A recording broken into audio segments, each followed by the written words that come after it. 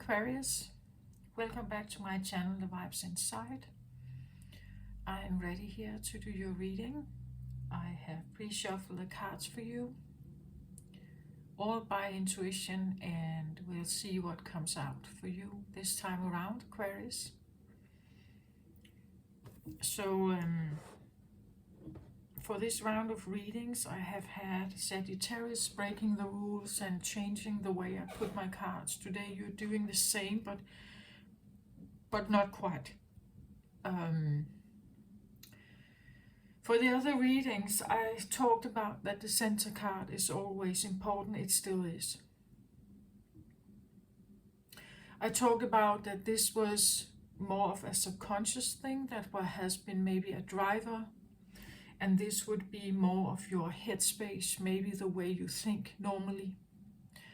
But it's like you're changing it. Like, actually it comes across more like these are drivers. So it's like you have switched the direction of something. It's like like you have a compass somehow. So this is where you come from. This is like an urge in you. That is how I have been reading the other readings. But it's like you're making a shift. It's like you're turning the cross. So now I get more like a stair. Like these are steps, staircase steps here, and this could be influencing you. In the world, things around you, but that's not how I was reading the others. Like these were, in the other readings, this was more internal, and this was external, but in your reading, it's almost opposite, right? That this is external, and this is like an internal thing that is going on in you. When I was shuffling my intentions for the readings, all the readings has been about the lighter life, the easier life, the smoother life, maybe a happier life, maybe a more aligned life, a more balanced life, something like that. When I was shuffling, I had the word the righter life come out. So right and wrong, like the righter. A righter life, a better life, right with an R. But then immediately it also switched to a WR. So like being a writer, like writing something.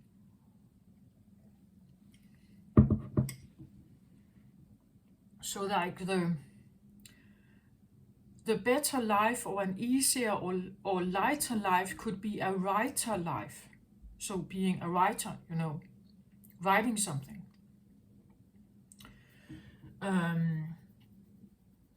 Take that how it resonates. It will not be for everyone, Aquarius, right?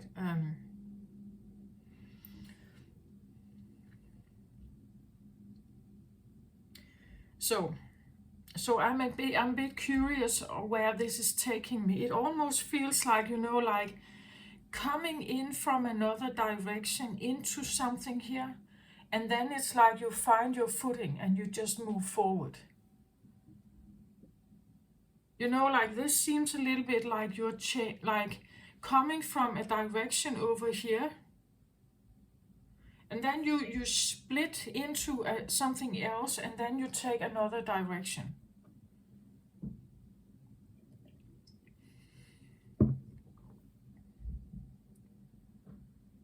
That's how it looks like to me. And this is the direction. It's not the other way around. Like I get like it's almost like a choice. I think choosing something, and then it's like it moves in some kind of direction here. And these are circumstances around you, outside you perhaps. Like your everyday life, people around you, or something that may influence you. I had these energies in the other readings as well, but they were positioned here, right? So it's like you have switched maybe that's what you're doing. Maybe that's what this indicates, that you're kind of, you know, like turning the tables on something. Turning the tables on someone, or turning the tables on your life. Or it may mean something like you are seeing things. You're choosing to see things from a different perspective.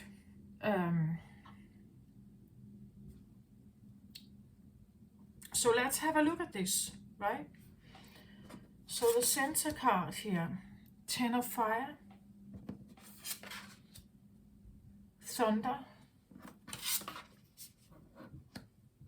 Luminescence,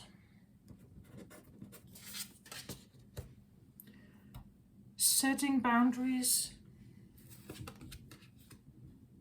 Justice card. This one came out also when I was pre-shuffling here. Justice comes out, yeah. I have another here, Green Tarot.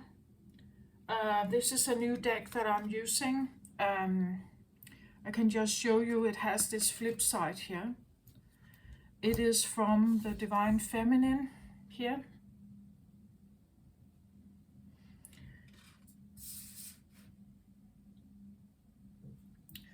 And this card here is also from a new deck that I'm using.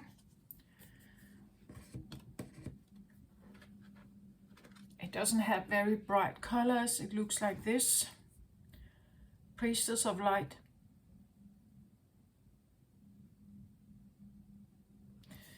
Just if you're interested, right? Okay. And then at the bottom of the deck here, well, at the bottom, yeah, I said bottom, it's actually, for you, it's actually the right, like, it's outside influences here. The Magician card, Magician and the Mirror.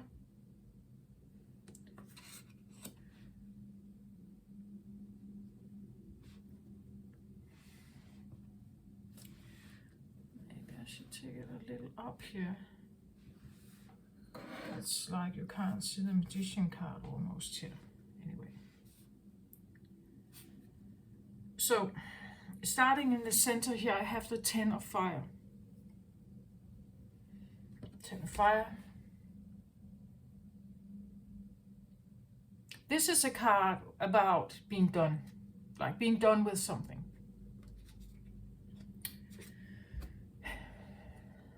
It feels like she's been juggling a lot here, you know, like having a lot on her plate. Ten of Fire is letting, you could say, these small notes here are burning, right? It feels a little bit like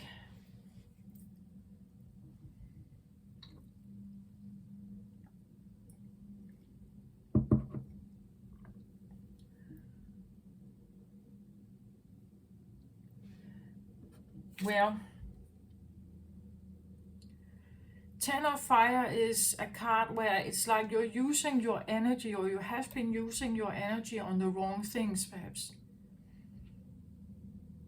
It could be that you, like this could be a collapse, you know, like you collapse under burdens here. Or you are finally saying no, you know, like you're saying no to certain burdens.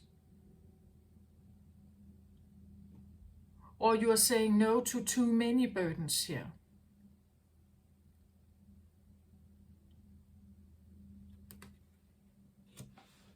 That,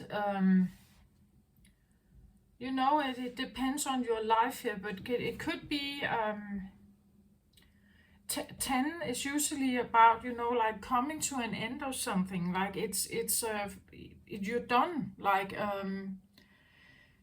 I can't do this anymore, right? It's too much, or it's,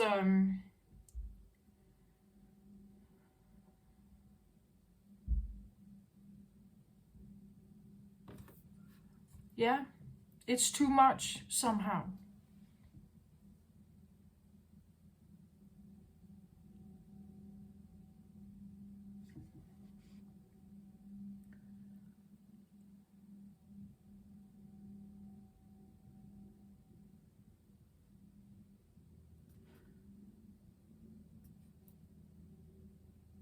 So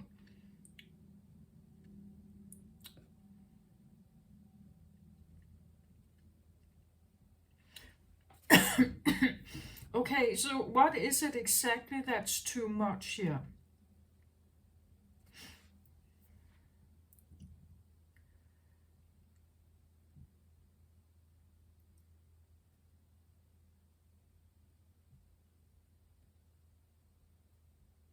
Because,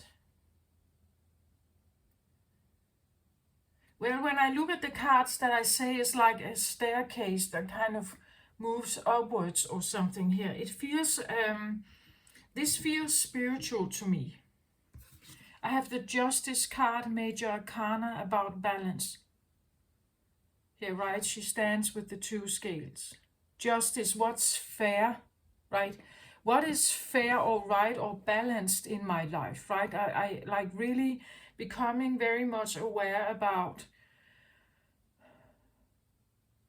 again, as I said, the lighter life for you, or the righter life, the better life, the more aligned life, or you could say the more balanced life for you. What is that? So it's something about maybe radically, like choosing something here.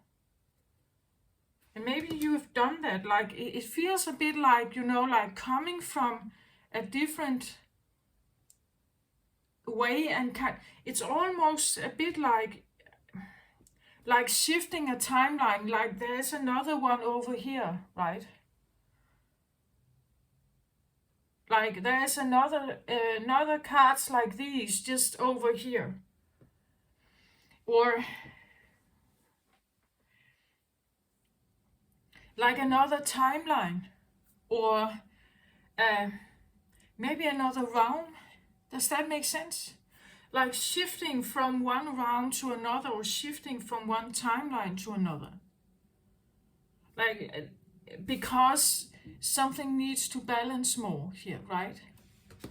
So it's like a shift that you it's like taking a right turn, right? That you actually were supposed to, like the plan was to continue like out like that, straight ahead, but then you take a right turn, and this turn leaves you into a different timeline. That is, well, it's helping you, right? It's helping you. It's something about the center card is important. As I said, this is the center card. It has to do with something that is unbalanced. Ten of Fire is being exhausted. Your batteries are low. As I said, it could be a collapse. It could be literally everything is burning around you. It could be the feeling, like you are this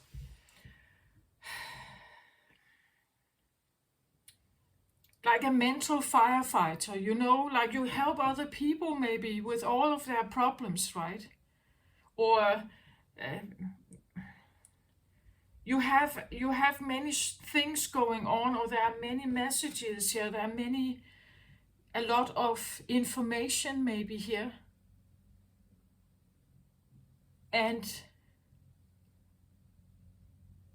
But it's almost like they are stories, right? These stories are,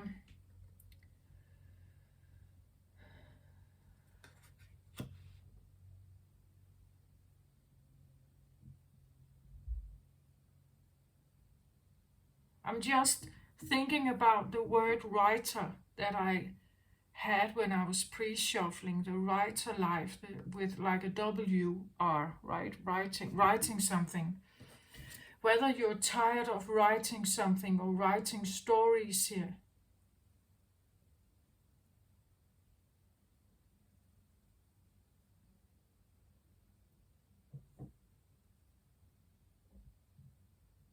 I hear other people writing other people's stories. Other people's stories. maybe you're reading other people's stories or writing other people's stories, like, like well, if you're a social worker, right, and you are working with certain people, you may keep a journal, right, that you write something about them.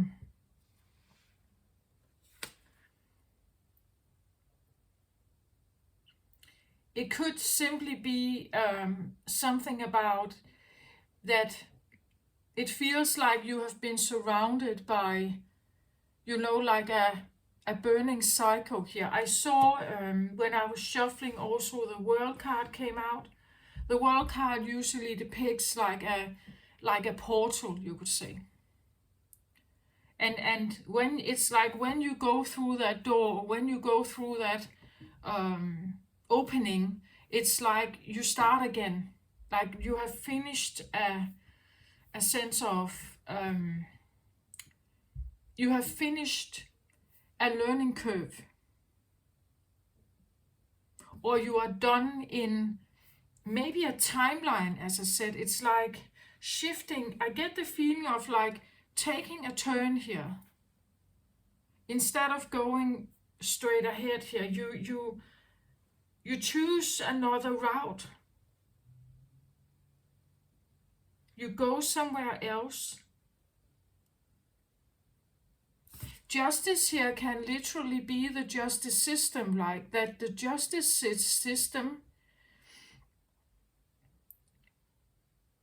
is balancing something out, but for you it means that it changes your course in some way, right? It doesn't have to be, but let's just say that it would make sense, right? That if you get a fine or you get certain problems, if you, let's say you end up in jail, or you get a sentence, you end up in jail, it definitely changes something from the more straight ahead, like existence, right? It changes something. Suddenly you are you can't do the things that you normally do.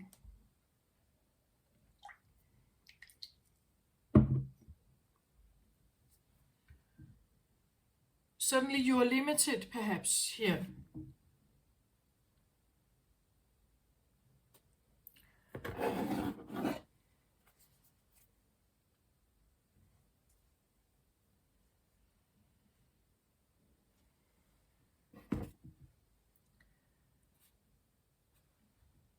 It's almost like I want to take a card from whatever this is, where we were at this time, right? That somehow I feel like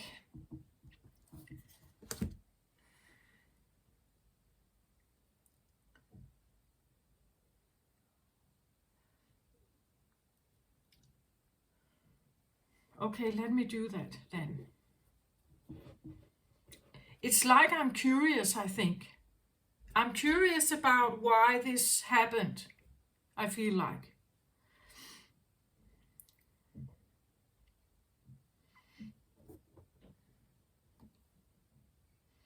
Okay, so I get the journey card here.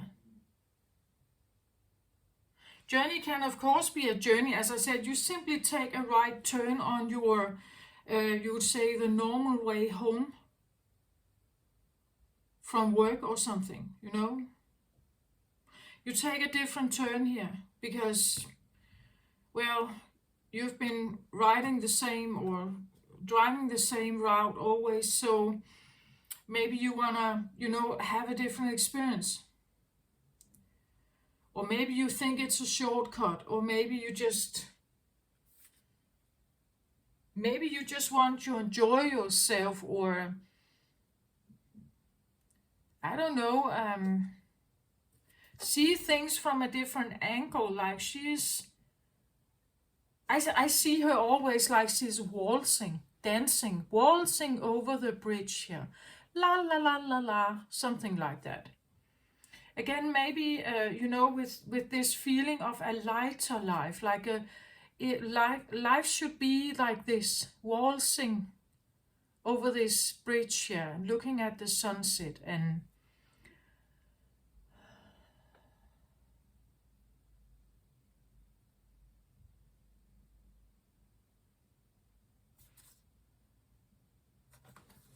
Okay, interesting. What is this? Like she...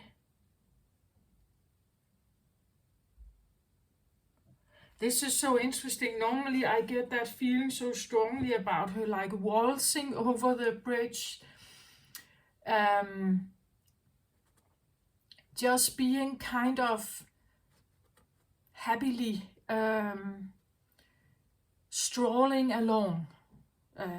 Today it's almost like she stands here with her suitcase and she's waving, like she waves this. And it's quite shiny. I don't know if you can see it, this thing that she has in her hand here. It's like, you know, like she's... I get almost a feeling like she's waving for a taxi here. And she's doing so by showing this. So she shows something.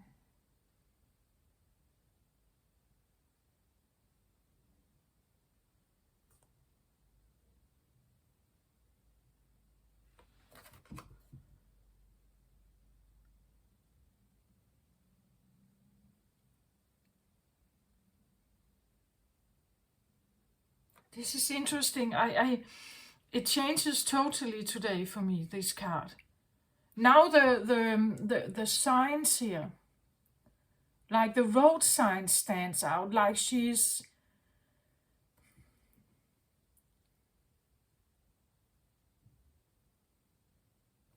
It's almost like...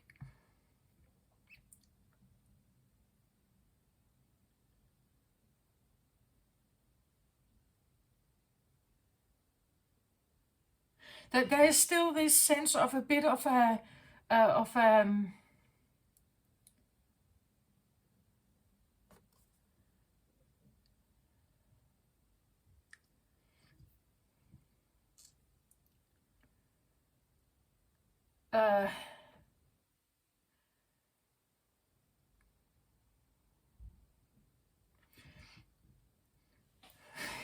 it's very interesting. It still has this a little bit sense of like a is it like a magical world, like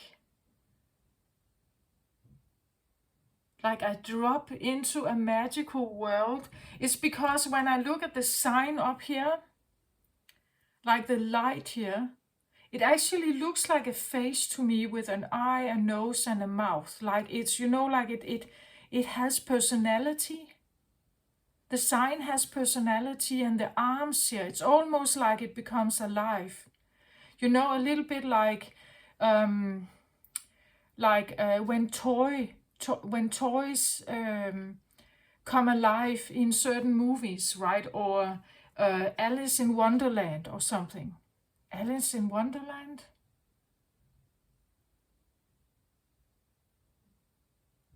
Alice in Wonderland is yeah, that could actually be a bit like it.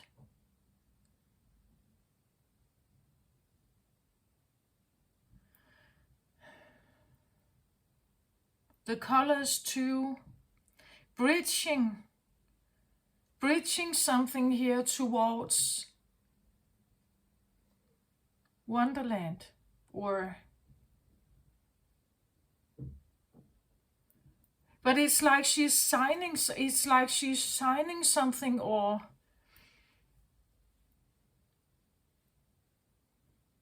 Almost like she wants to attract something, as if, you know, you are...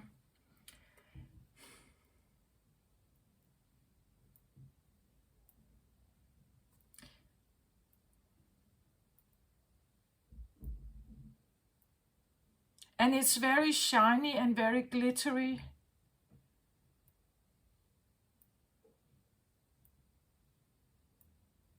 It feels, I don't know if this is like a dream, you know, like a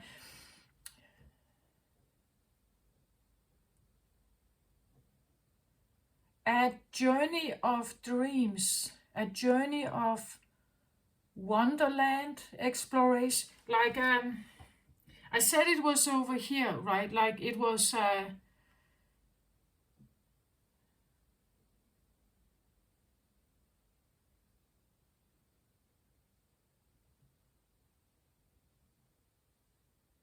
But normally the journey, I believe that in the book it talks about something quite different. It's but that's just how it comes across today for me. It feels very much like a bit like Alice in Wonderland. It's such long time ago that I have actually looked at Alice in Wonderland. Well, in the book it talks about movement, relocation, travel. It's about upcoming travel or shifting location.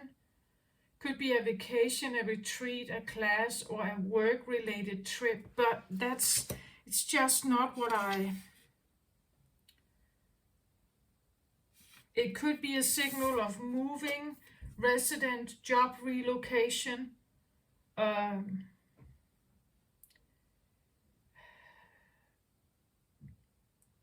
All of life is a journey, and this card is telling you that you have some exciting and inspirational adventures ahead. That I think, though, yeah.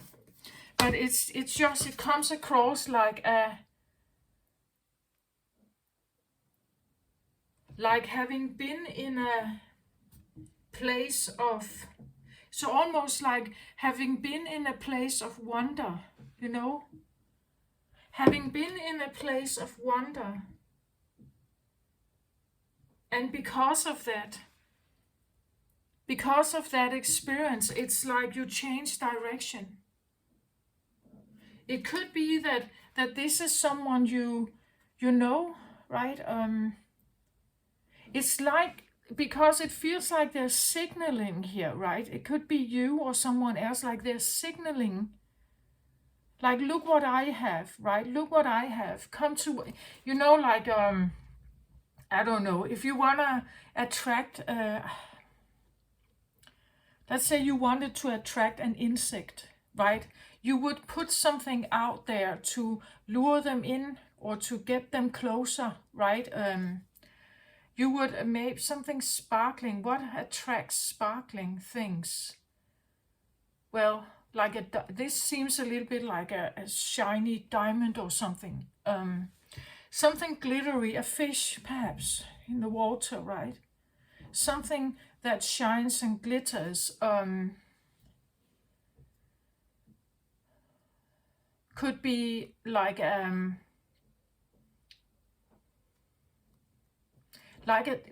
temptation.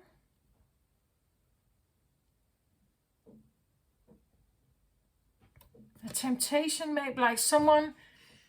It's almost like being coming from a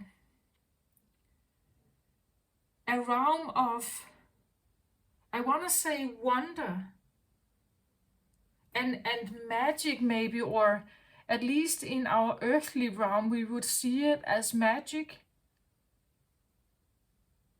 It's a realm where, well, again, I feel like, again, the sign here is,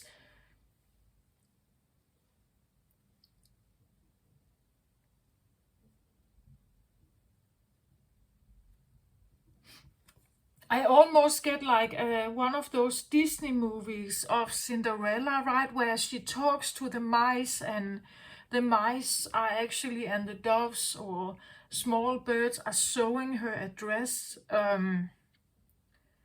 And there's this pumpkin chariot, right?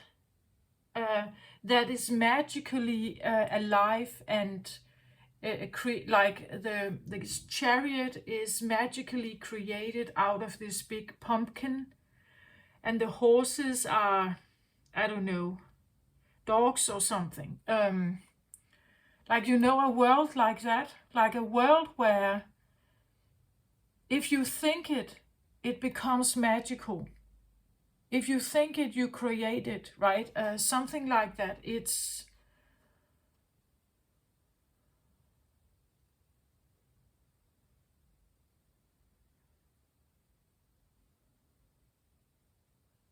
But then again, I think that why should you take a, if you are in a world like this,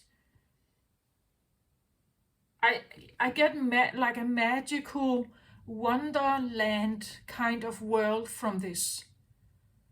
Maybe imaginatory, imagined, maybe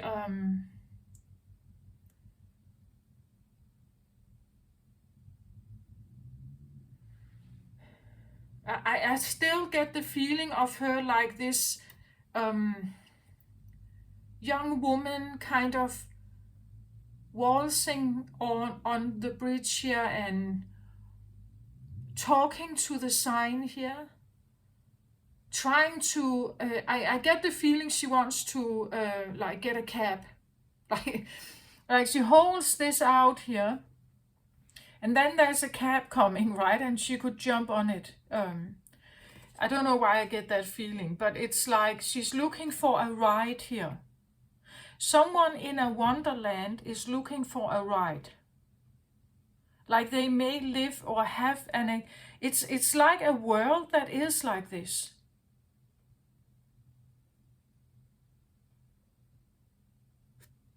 A bit like Toy Story, right? Where the toy is suddenly coming alive and they have strong personalities and everything. That's what I feel like here, that something is alive here. But then it's almost like she's looking for a cab here. A cab. Like she wants to move.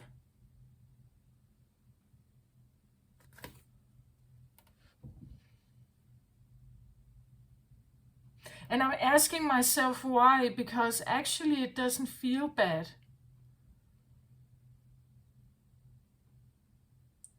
It feels quite fun.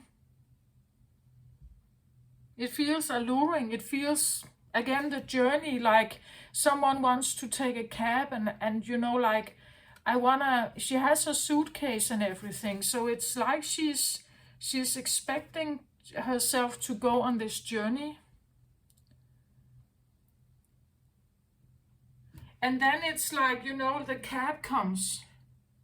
And the cab now takes you in this direction here, which you did not expect.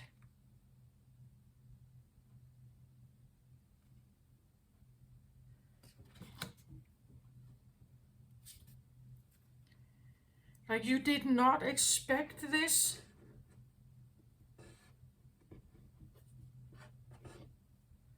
And it's like, it says here it has to do with balance. Maybe, I don't know, Aquarius, if you,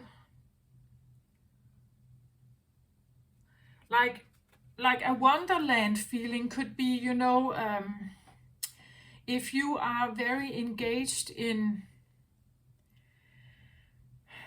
magical thinking, or maybe artificial worlds like gaming or something. Worlds that are not like the reality that Earth is presenting. In the earthly realm, we don't have talking and like light ball signs or lamps here and signs.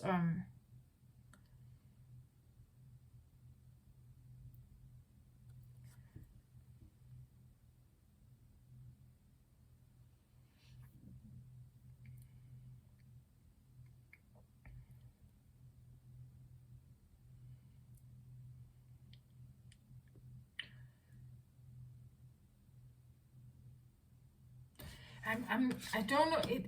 Alice in Well, it's not quite Alice in Wonderland. It's just this feels actually quite good. This it feels like comfy and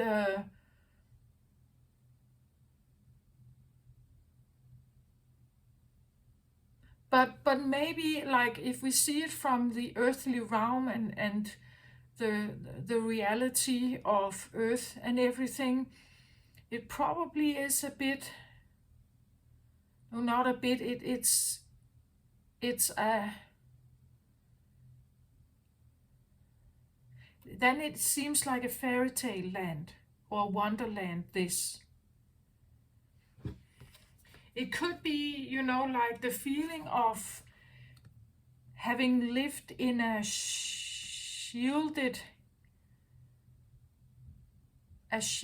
environment, of maybe, you know,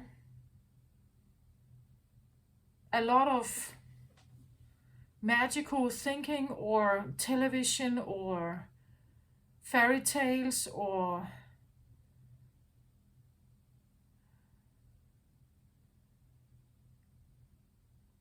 this is, you could say, maybe what you like to do, like this is as kind of hobby or something that you like to do this.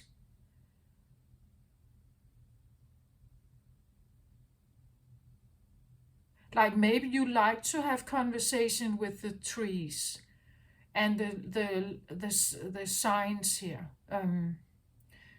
Like maybe you are a person that likes that, you know, like that your chair has a personality, that your that, you know, like it gets personalized, or it gets like a living identity.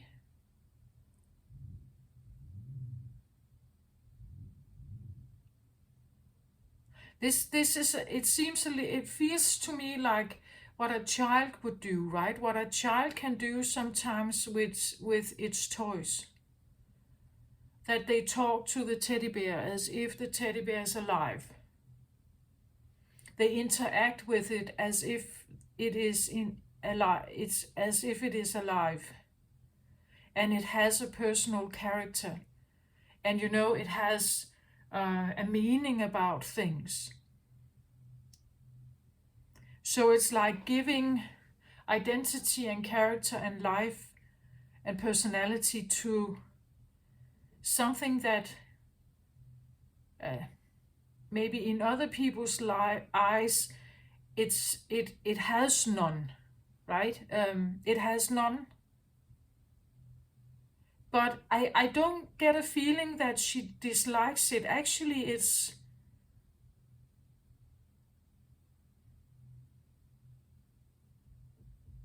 maybe it actually makes life easier for her here.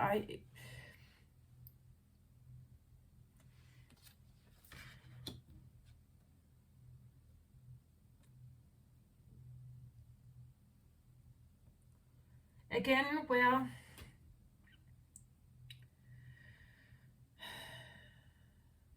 if someone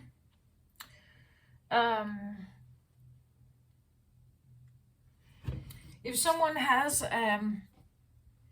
if a child, for instance, has a teddy bear that is their favorite teddy bear, and it has what I just described, a personal character, it's because the child has allowed it to.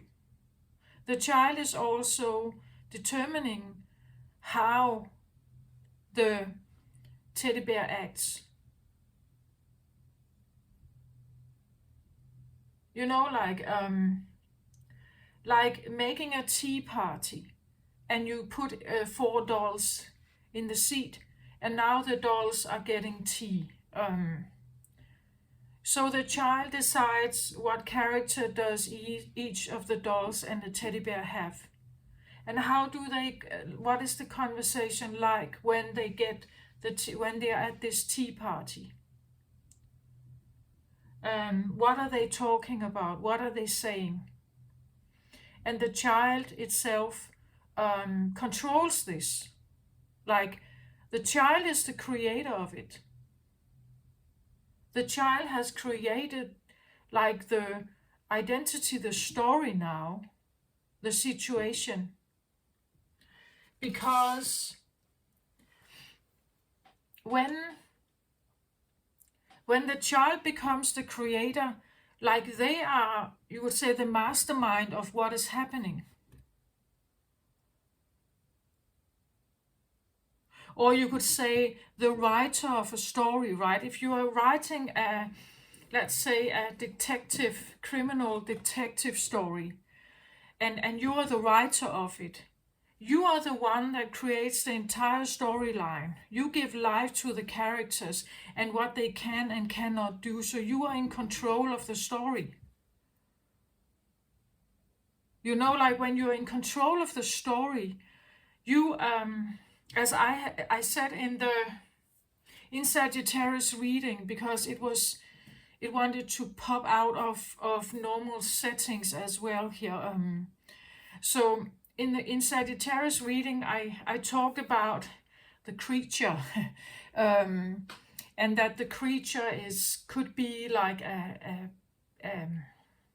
thing that is evolving out of circumstances where we are interacting with something. And if I'm expecting something from someone else and they are not delivering, I can actually create almost like a creature between us, right? I can create this creature that is annoyed, or I can be annoyed, but actually how is I you know, like I can project something, or I can anticipate also things between me and something else that doesn't interact in the way I would like to. So if they were interacting in the way I like to, there would be nothing between us. It would be clear, you know, it would be clear and adjusted. But if there is a dissonance, like if we are not on the same wavelength here, we don't accommodate each other. They say no, or I get angry or something. Now it's like there's something going on between us, right? The wavelengths that we are sending with each other, it's like gloop, something is now there that is created, you know? Could be, what is created could be distance. It could be the feeling of betrayal. It could be, you know, like, I'm never going to order anything from this company again. You know, now I have created something here between me and this other person or company, maybe. Something is there that is hindering, like an easy and straightforward, you could say,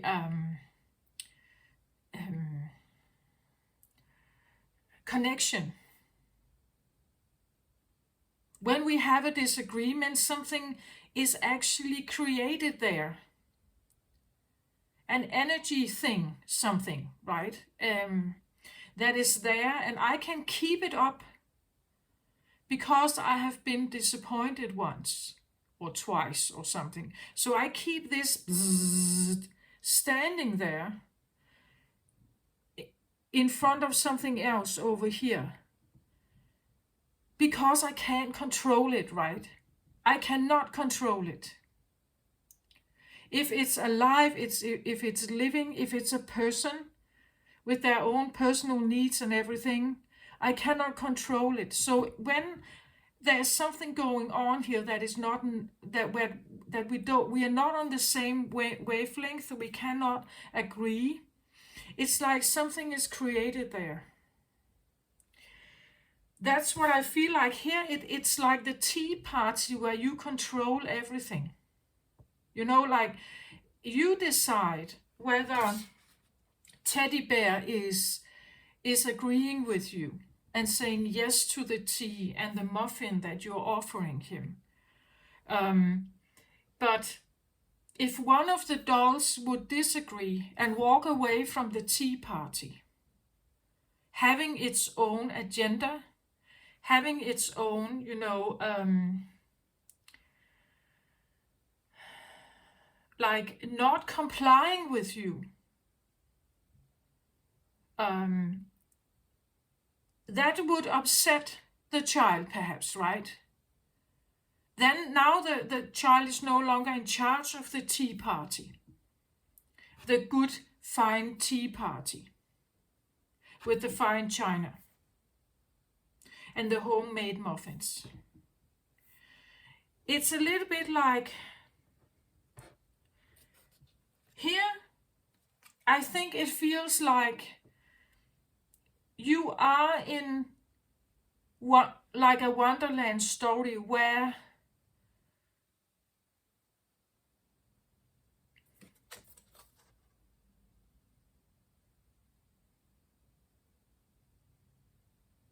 well,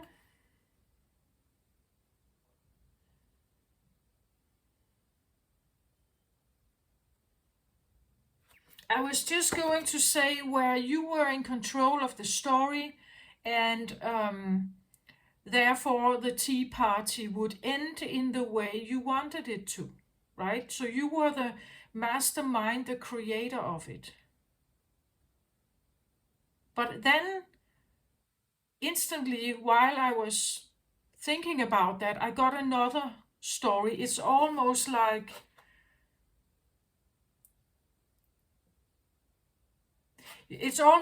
I'm watching here the doll, one of the dolls, coming alive and leaving. You know, like she has been, this is one of the dolls that come alive in this, in the Toy Story, where this other toy has identity.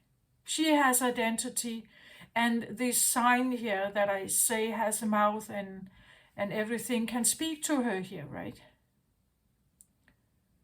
It's like she has packed her bags. It's like the doll wants to move out.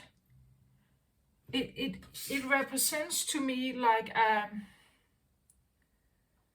let's say you are, if you grew up in someone's Wonderland and you were the doll or the teddy bear,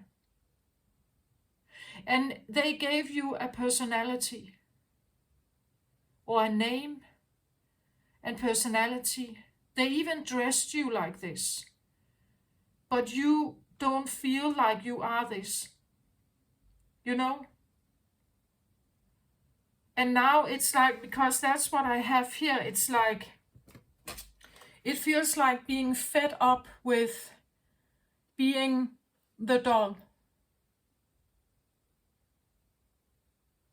Because the doll is, well, she has a nice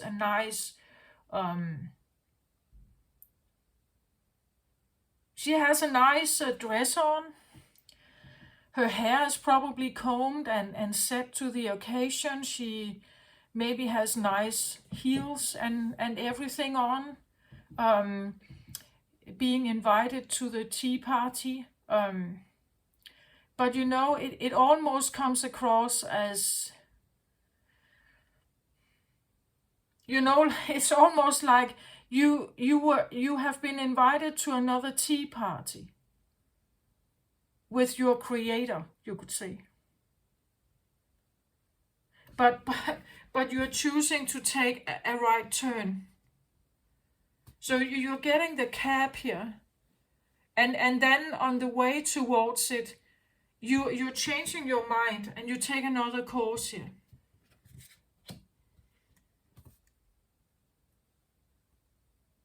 Does that make sense? Like there was another reality here, that you could just have been doing this. Like you could have kept being the doll here,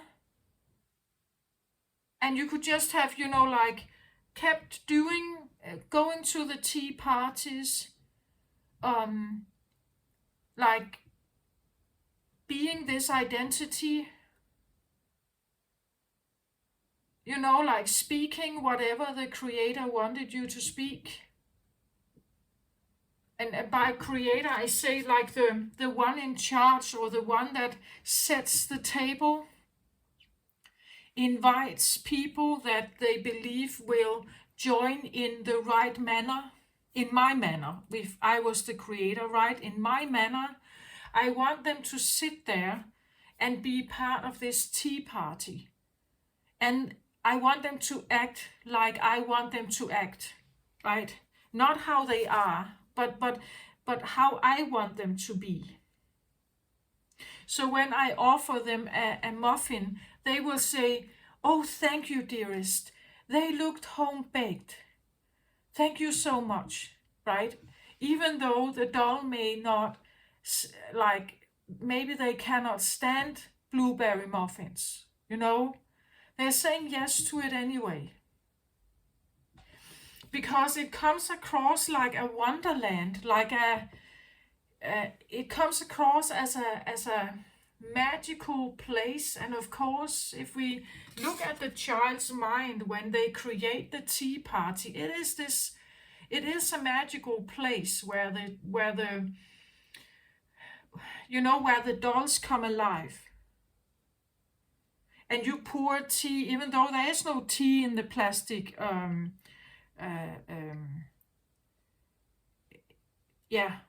There is no tea in it. Maybe you have, as a child, maybe you take water in it, or some don't have any, but you're still pouring tea, right? That's part of the imagination. It's part of this, like, creative realm that the child is creating when it makes this tea party.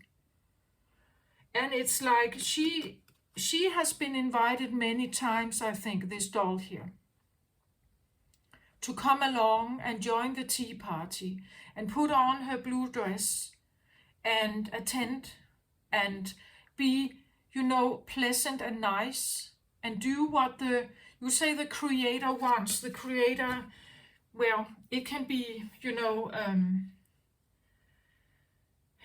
it can be your own mind. It can be someone else's mind that somehow has an effect on you here, because it comes across as actually a quite magical, a beautiful place actually. But still, it's like she packed her bags and she is waiting for the taxi to come and fetch her. So I kind of wondered, why does she want to leave? Well, maybe because she is the doll, right?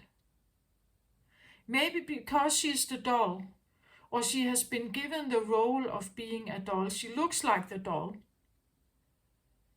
and she has been acting like the doll, because that's the persona she was given. That is the role she had to play. That is how she was supposed to behave and speak and, conduct herself. But it's like she's packed her bag, like she's leaving Toy Story, like she wants to leave Toy Story here.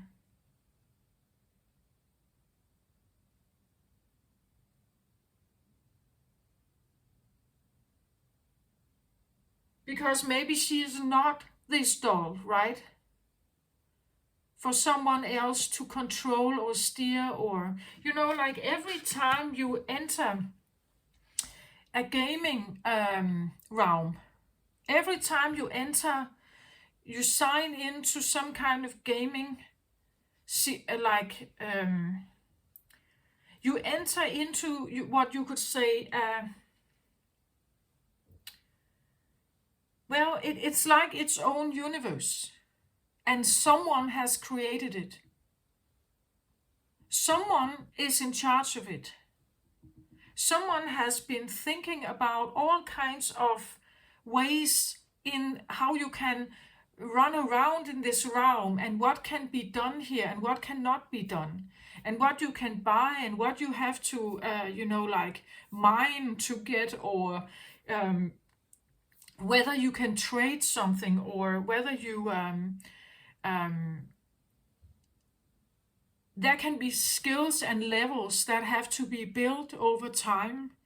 And that's part of the creation. That's part of the total gaming place. And there is a creator. Now I point to me. I'm not creating any gaming places, but you know what I mean. There is someone who sits and looks at it and says, okay, I want to make this in like an awesome environment. I want to make this awesome realm. A new Minecraft realm, right? A new map, a new opportunities, new ways, new creatures maybe. New ways of healing, new levels or something. I want to do that. So how do I do that? And how are the characters, what can the characters do? And what can they not do? Right? What can they do and what can they not do? So there is a limit to what you can do if you have an avatar in that realm. If you're not the admin, like if you're not the administrator, if you're not the creator behind it, you can't change that. Maybe you have hack skills, but otherwise you will be a normal participant in the realm. You have an avatar, you have a skin, you have weapons or whatever you have, tools. And the game is kind of designed to go in a certain way. You can only have success if you do this and that, right? That is part of the creation. That's part of you could say, what the creator controls.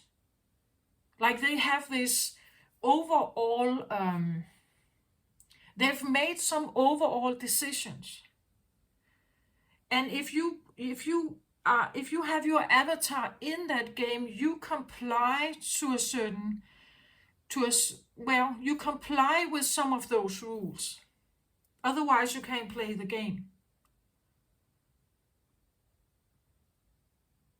It's like playing football. Like, you can be very skilled with the ball, but if you don't comply with the rules of football, you will be kicked out of the team, right? You will be, like thrown out.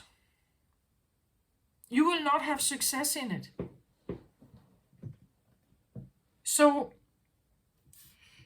it's like, somehow I get the feeling, Aquarius, of the reason why you make this right turn here is because something is, I almost want to say artificial, or it looks like a Wonderland, but it's artificial, like it's not real. Well, it is real if you can truly participate as the doll and you have no meaning of your own, you could say. Like if the doll is really a doll that is controlled by the creator, and you accept being that doll, then this is a Wonderland. Like then everything is good here. It's nice here. So if you could comply with this somehow, as I said, if you were, it's almost like an avatar, in a Wonderland here. It's like having an avatar in Wonderland that wants to escape it because they know it's not real.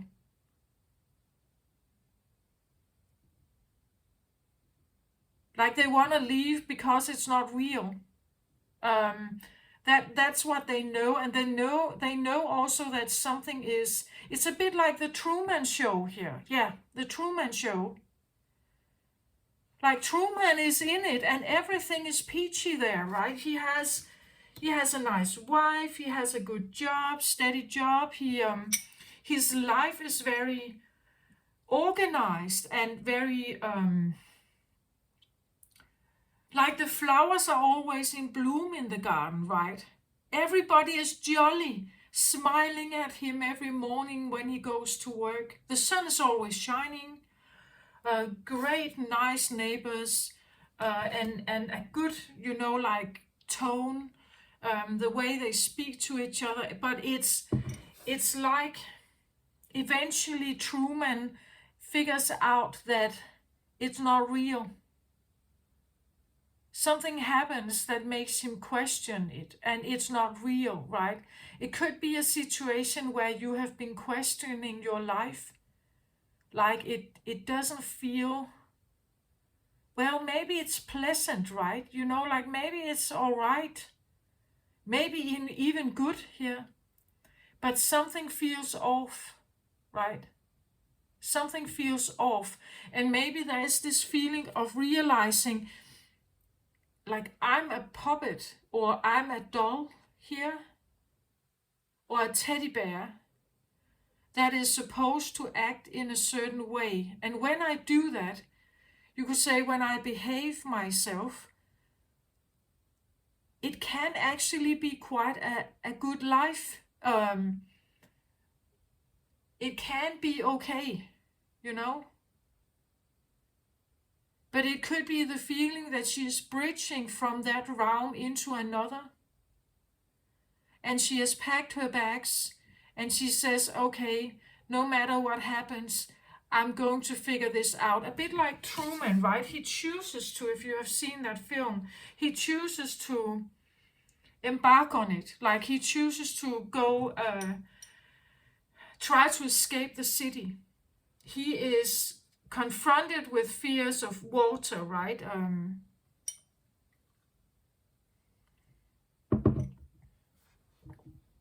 And there is there is an overall mastermind to the Truman Show. What is he called? Conrad.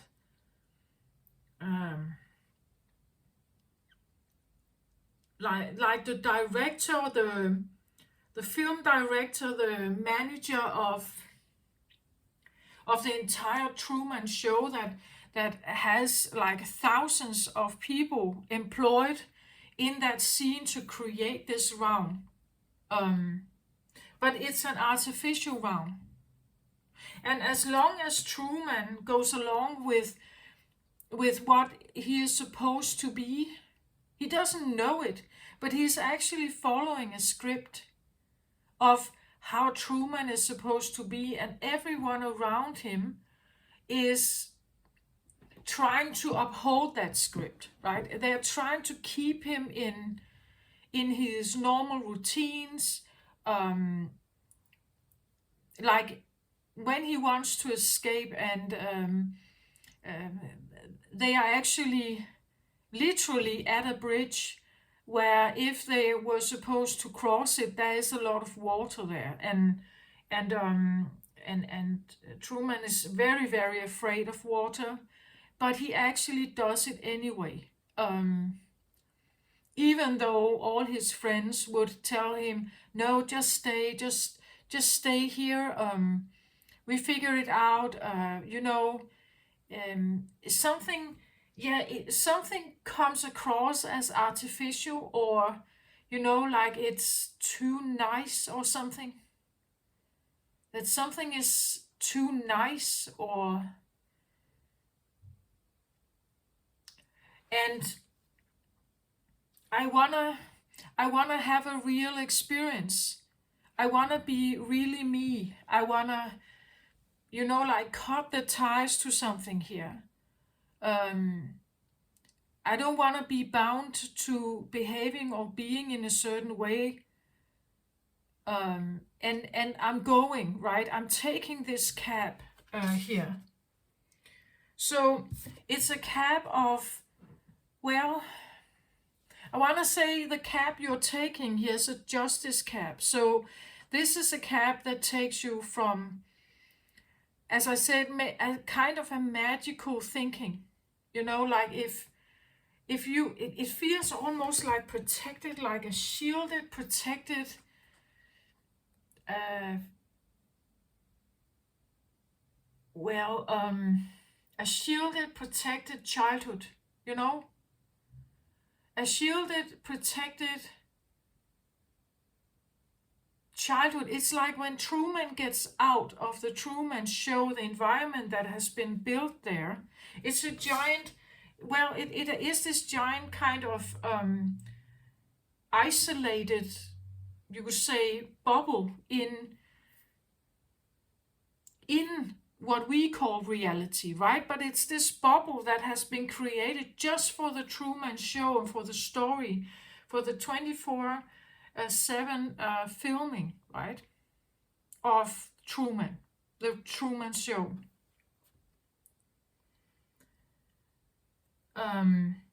Truman doesn't really know that he is in a TV show, and he has been since he was born. But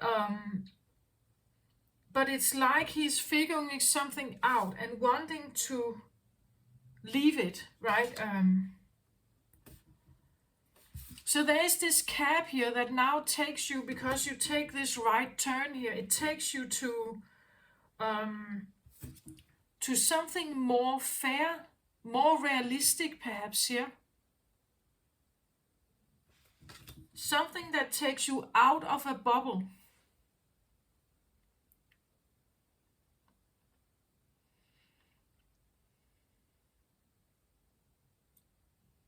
Sometimes, bubbles, that maybe we put bubbles around our children, like because we want to protect them from the world. We want to protect them from the evil in the world or something like that. But are we actually helping them by doing so? Are we keeping them ignorant? Like that could be the feeling here. She stands here like a doll, right? In the middle of the night, trying to get a cab here. And she only knows how to be this doll, right? She may know that she's fed up with it, but now she is heading towards something that is way different. It's like we don't know what happens to Truman when he actually finds the door out of the doom of the Truman Show. But when he gets out, I may think at least that he gets a shock, right? That when he realizes that that life isn't that jolly all the time. People are not that jolly all the time, right? Then it would dawn on him, right? That everything has been artificial here, or at least not. Maybe it has been controlled by someone here. I imagine if you are, like if you grew up in a, let's say, something like a cult, or you grew up in a, like, if I just say the Amish people, right? Then you grow up and there are certain rules to follow. Like you dress in a certain way, you speak in a certain way, you adapt gender roles, either women or men, right? There is no in between. There is no thing called gay or lesbian, or there's nothing like that. There are only certain ways here. And it's like when you comply with it, like when you identify with it and you can see yourself here, and you actually maybe like the rules and settings feel all right to you, then you literally are in Wonderland here. Because you are protected by that society, by that community, everything is well known. It's tradition, it's belonging, it's community, but if you somehow stand out, or if you somehow get your own voice, or if you somehow start doubting something, you're starting to, like building that own voice, then this changes. Take it how it resonates. This can be church, it could be anything. It just has this, like as long as I'm in this and I act accordingly to the, the creator, it could be just whatever the creator is. It could be the priest, it could be the religious setting, it could be the Amish, like ground rules, it could be the cult ground rules, it could be a narcissistic,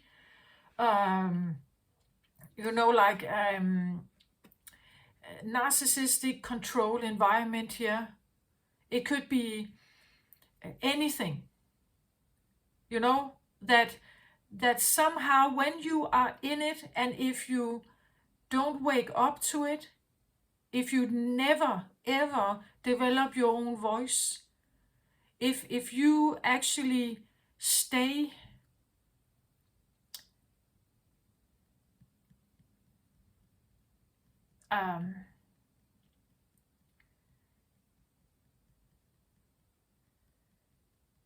if you stay attached to it and codependent with it, then, and you play that role, you can actually be quite happy here, I think. But if you start questioning things and developing your own voice,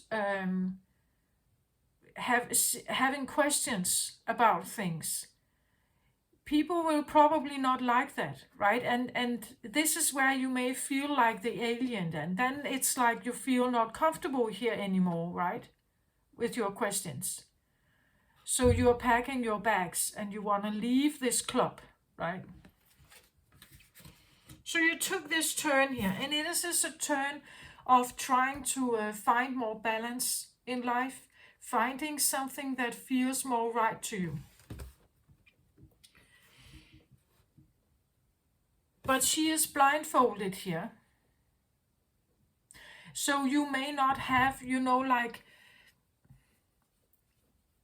let's say, again, if you come from a set of, maybe a feeling like of a cult setting, the only guidance you have is the cult. You don't know anything about outside of the cult. You don't know anything about what it means to be not in the cult. So actually you're taking a turn towards, like, maybe on solid ground, right? You have no foundation there. You have no foundation there, or only little knowledge maybe, or foundation.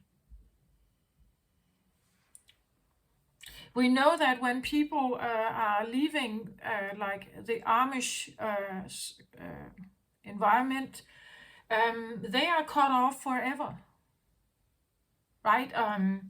It's almost like leaving means that you are polluting yourself, so now you can never come back to the Garden of Eden, sort of.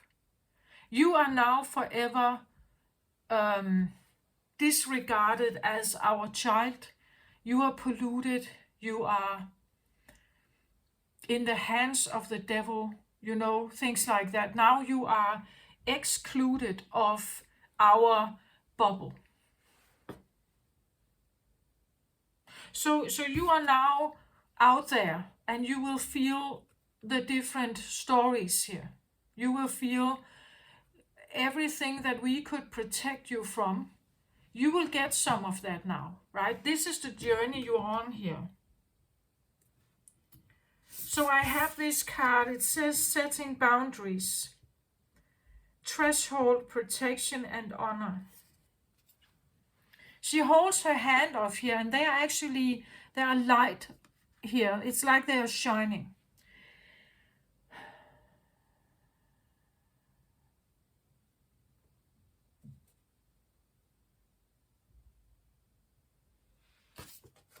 So setting boundaries, yeah, this is probably something you need to learn, what that means to set boundaries. Actually, I feel it's almost just boundaries. Setting them is one thing, but it's also, I feel like, meeting them meeting boundaries. Your own boundaries and boundaries in others. Like, it's almost like she's touching a glass here, right? Like she holds her hand up and she's feeling that there is some kind of boundary, right? Her own boundary, maybe this is a defensive boundary, but it could also be, you know, like that she's feeling other people's boundaries.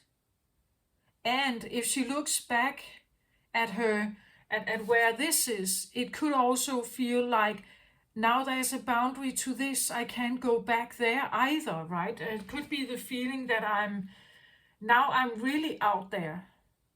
Like I have been excluded from a club now here. So I'm out here, and actually I hold my hands up because this can be quite overwhelming, right? That suddenly you feel you may try to put up boundaries here, right? But I'm not sure it's working, right? The card here suggests that it's like the card suggests that this is difficult. Because now you have to deal with everything on your own, right? You are no longer part of the bubble. You're no longer part of the community. You know, like the settled community that had again, there are some rules to it. Someone is the headmaster or the club leader or the religious, you know, like cardinal or patriarch. Something is the leader or the creator of something. And if you are not, now it's like you are suddenly an avatar in this gaming round that you have no clue of playing, right, or doing. You don't know how to get weapons, you don't know how to get food, or you know, how to advance or anything here. And you are killed over and over in this game, right? Or you feel the heat here. You feel that there's so much to juggle, so much to deal with, so much to and it feels overwhelming. And of course it does. If you have been shielded here in some way, or you lived in a bubble, it feels like this Wonderland bubble. And when you are complying to the setting of it, then it is a kind, it is a kind of Wonderland, but I still get the feeling of like brainwashed, right? That because there is no, in this place, there is not room for independent thinking. Like there is no room for that. So if you are an independent thinker, and then this is probably going to be a difficult round to be in for you, right? And I see it as this is what you left behind. You went on another journey. You took this right turn here. But you are also feeling the difficulties of it, right? Because now you're literally alone. Like now you are feeling the heat of the devil's influence, right? Now you feel the heat of it. You feel the heat of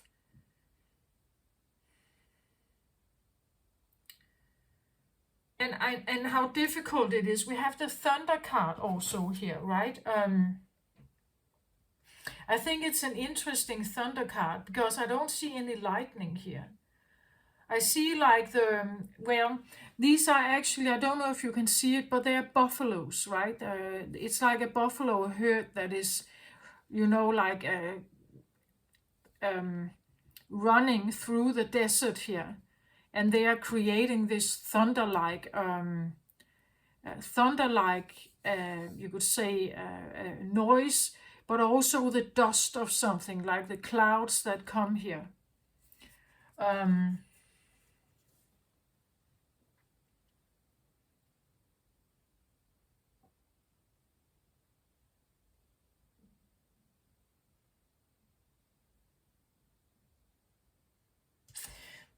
these, it's like they want to tell me something. These, I'm getting back to them, I think. Because when I look at them, it's almost like, like watching other planets. Like if you stand on the surface of Earth at night and there's a shine on other planets here, it's almost like you can, you can see them, right? Out there. But they are pretty close here.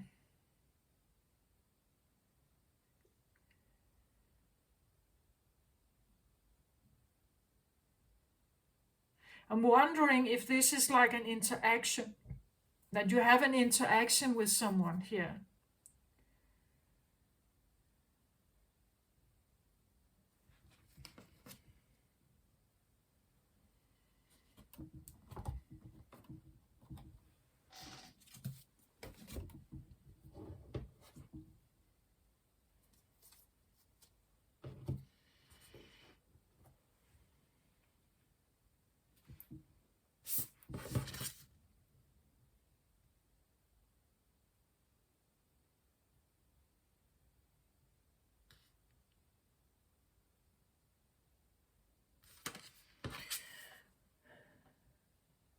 Yeah, she definitely feels like she's looking in on something, or that she holds up like a protective shield here around herself.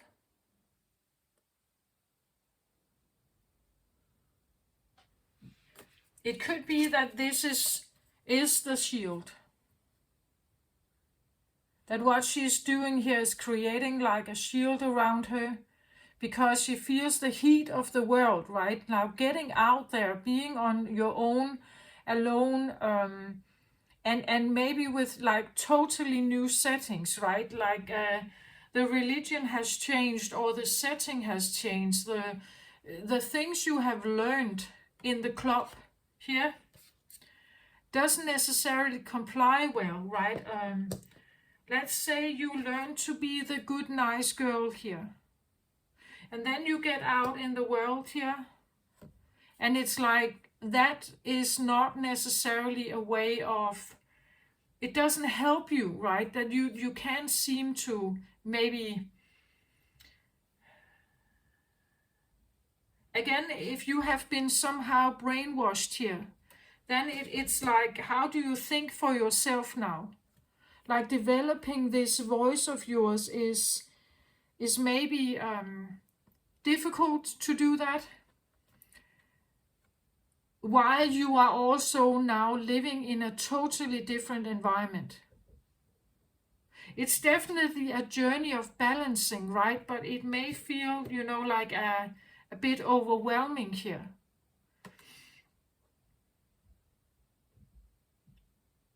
A bit like, when a child moves out from home, they get their own apartment, they have their own job.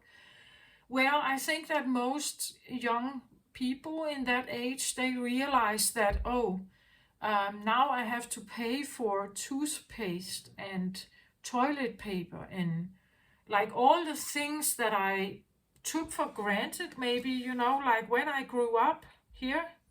When I grew up here, I was shielded from that kind of thing, right? I had no idea about expenses, or, like how to talk to the bank, or, like I kind of waltzed through my life, and I didn't see that. Uh, like I had no idea about this other thing out there.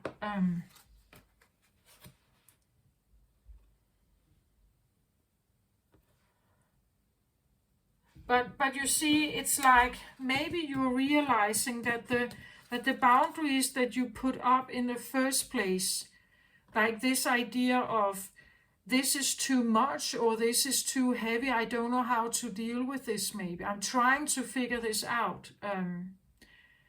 So I created, like a firewall, a protective firewall around myself here. But I'm looking at this firewall, whether it's actually helping me, or whether it's, you know, like this can be protective in the way that you keep to yourself, that you don't trust anyone, that you are not engaging with others, right? And you just feel the heavy load of existing on your own, right? That's what the Ten of Wands talks about.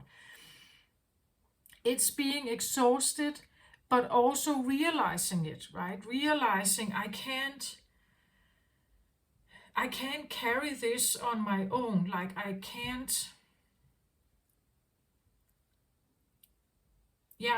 do that, right? I can't do that. I can't keep doing that.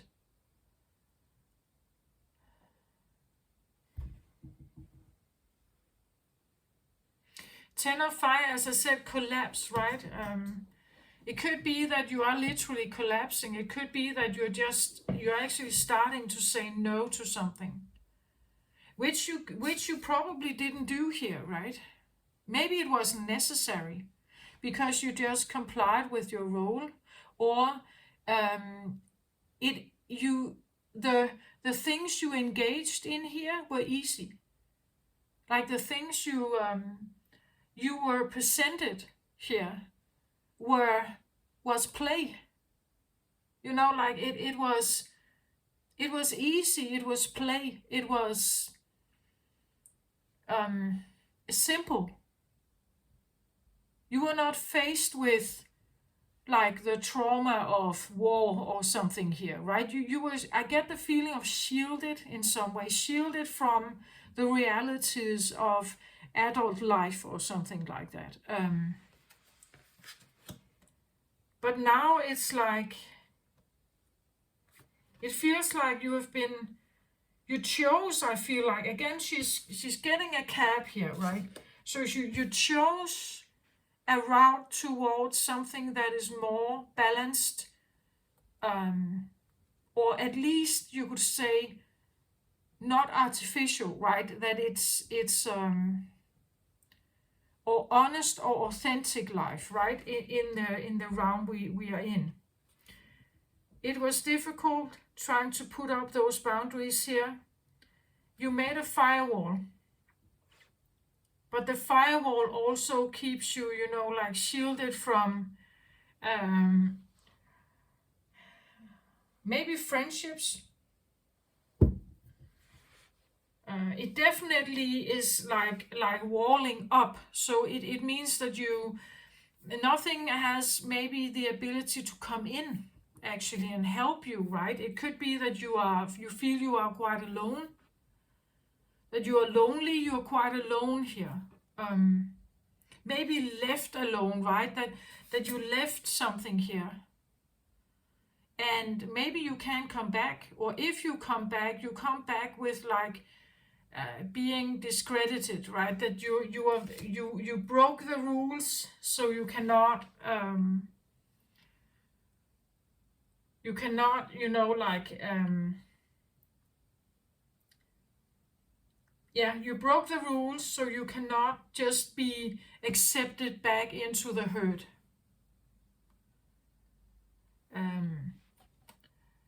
So there could be a feeling of being alone here without any kind of community or friends, or again, also I feel like not quite knowing who you are. Like, you know, like it's not quite knowing who you are. That is common from like this, like a feeling of being maybe brainwashed or living a lie somehow.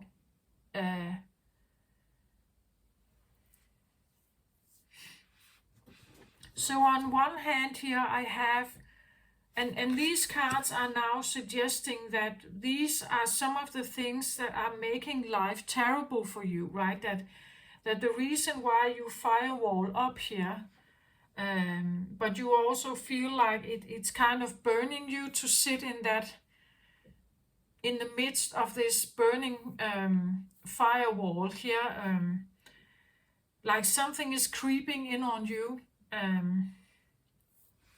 So on one hand here I got the Magician and the Mirror. So this is like a mirroring feeling of like someone is,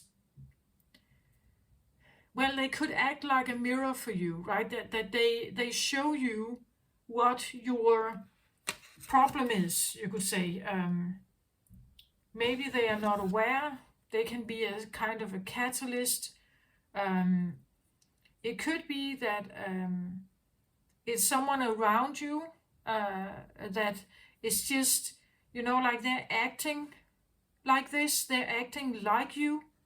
They are showing you some of the things that is maybe making you anxious, right? They could be a conductor in the way that they make this worse, or they make you see it, right? That they keep up some kind of pressure here for you. And eventually you get to a point where you say, no, I'm done. I don't want to do this anymore, right? Magician and the mirror. Magician is well, it's Gemini energy, can be Virgo energy also.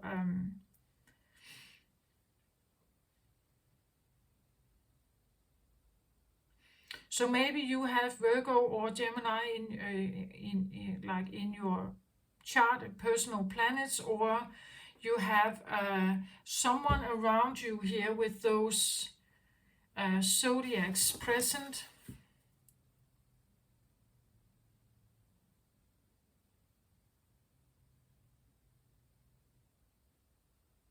Like the infinity symbol here, and above his head is standing out for me here. It's like there's definitely something about they are present. They are present in your life because you chose a path of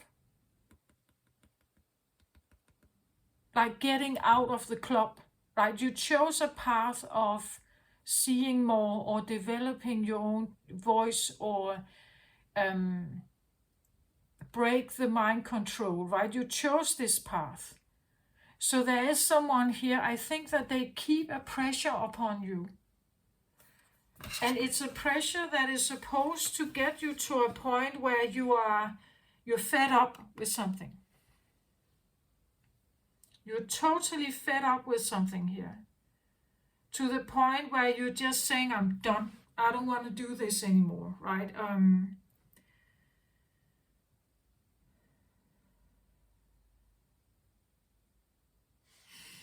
On the other hand here, we have an interesting green lady here. Green Tara, the Buddha of enlightened action. My soul informs my every step. I do what my heart compels me to do. Yeah. That is it, right? You have on one hand one who is keeping up a pressure. And on the other hand, you have this green Tara that is encouraging you to do what your heart is compelled to do, right? And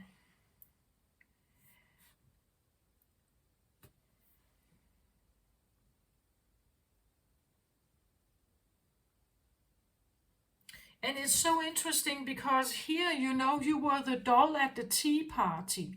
You didn't decide that there was supposed to be a tea party. The creator did, the child did, or whoever it was, the mother, the father did, right? Or the patriarch of something did that. You just participated. You played your role. You didn't have your voice to say whether you wanted to participate or not. You were not given a choice. That's how I see this card. That's why she's leaving, right? It's because she's trying to figure out what is it actually my heart compels me to do. My soul informs me my every step. I do what my heart compels me to do, because she doesn't know. Like she doesn't know what, this this could be ideas in her head here. I want to do this. No, I want to do this. And everything she's burning here. Because none of them are working, right? It's like none of them are working. It's like none of it is...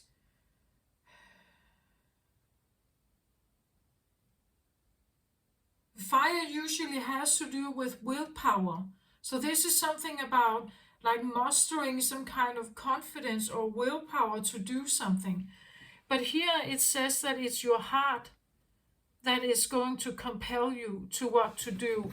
And maybe that's why he also has water here, right? That he has fire and water, right? That he stands here with a pressure that is trying to, like, I get the feeling that this could be like a guardian angel or something here. Like this one stands out to me. Like the Infinity card. It's a mirroring kind of energy.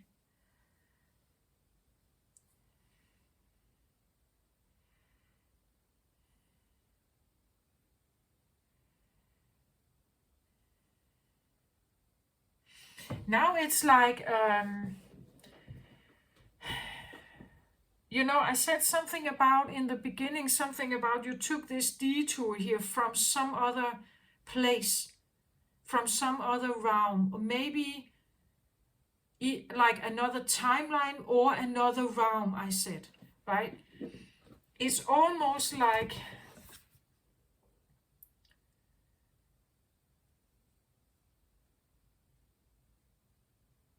I get almost like a feeling of an inspiration from a mirror, like a mirrored soul experience that shows you who you are. Like they show you who you are here and they keep up a pressure for you to find it.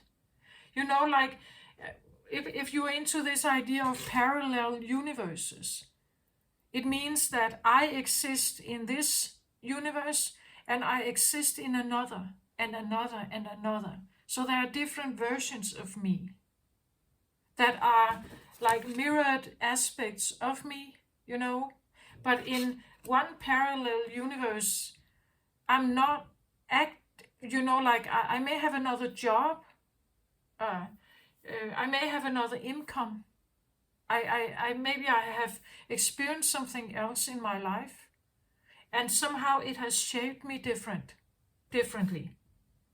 Does that make sense? Like it's almost like a mirrored soul here. A mirroring soul aspect is showing you more of what you are here. On one hand. And then there is this other that is compelling you to trust your heart here.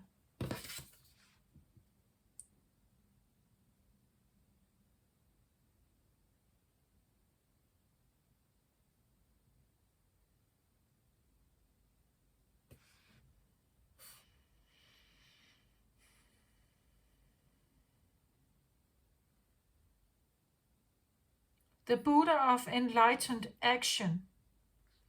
So again, the action.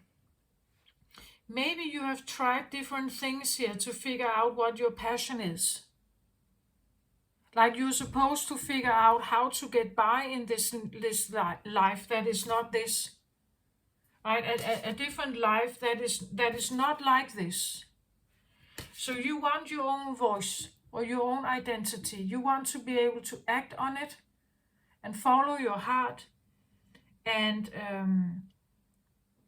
make maybe good choices for yourself. I talked about I wanted to read for the lighter life, the easier life, the maybe a better life, a more aligned life, a more balanced life here, something like that. So I feel like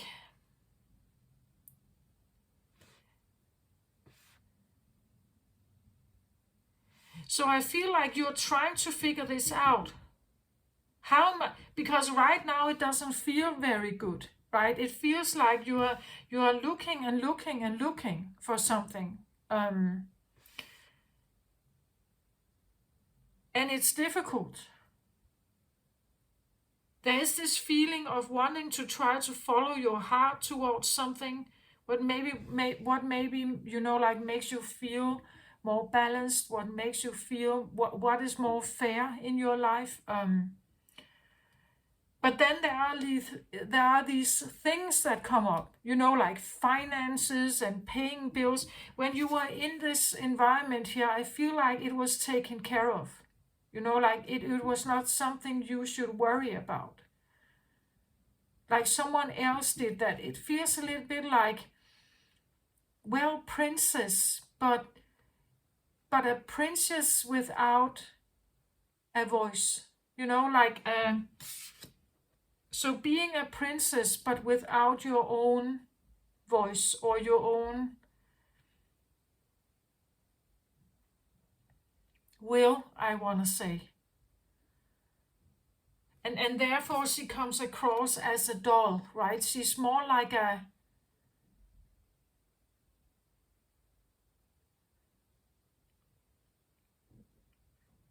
yeah, you can take the doll and then you can instruct it, right? That you decide what it's doing.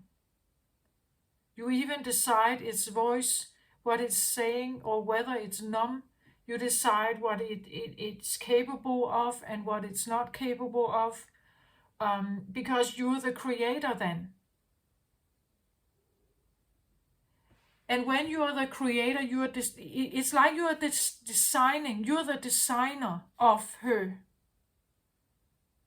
But she actually has her own mind. And she's leaving, right? But it's like the world you come from, or the creator that was there, would not allow you to. They have designed you to be in a certain way. They expect something of you, and if you are not conducting yourself like that, you're breaking the rules. But the more and more you realize this, the more and more artificial it feels, and the more you want to leave, right? But when you have been designed to not have your own voice and not even have your own will, you could say, it's a struggle perhaps to find it. Like it's a struggle to figure out, who am I really then? What am I? What am I? Because maybe I'm not a doll at all, right? Maybe I don't know, maybe I'm a skydiver, right? Maybe and that's what I feel like is happening here. It's like you're asking yourself these questions here, like, what am I? Am I an engineer? Am I a cashier? What am I actually? Because in this world, I was only the doll, right? So here now I'm trying to figure out what story I am here, or what narrative is me. What feels right? If I follow my heart here, what feels right? I still have a feeling like a pressure from something here. That something stands here like a pressure. It could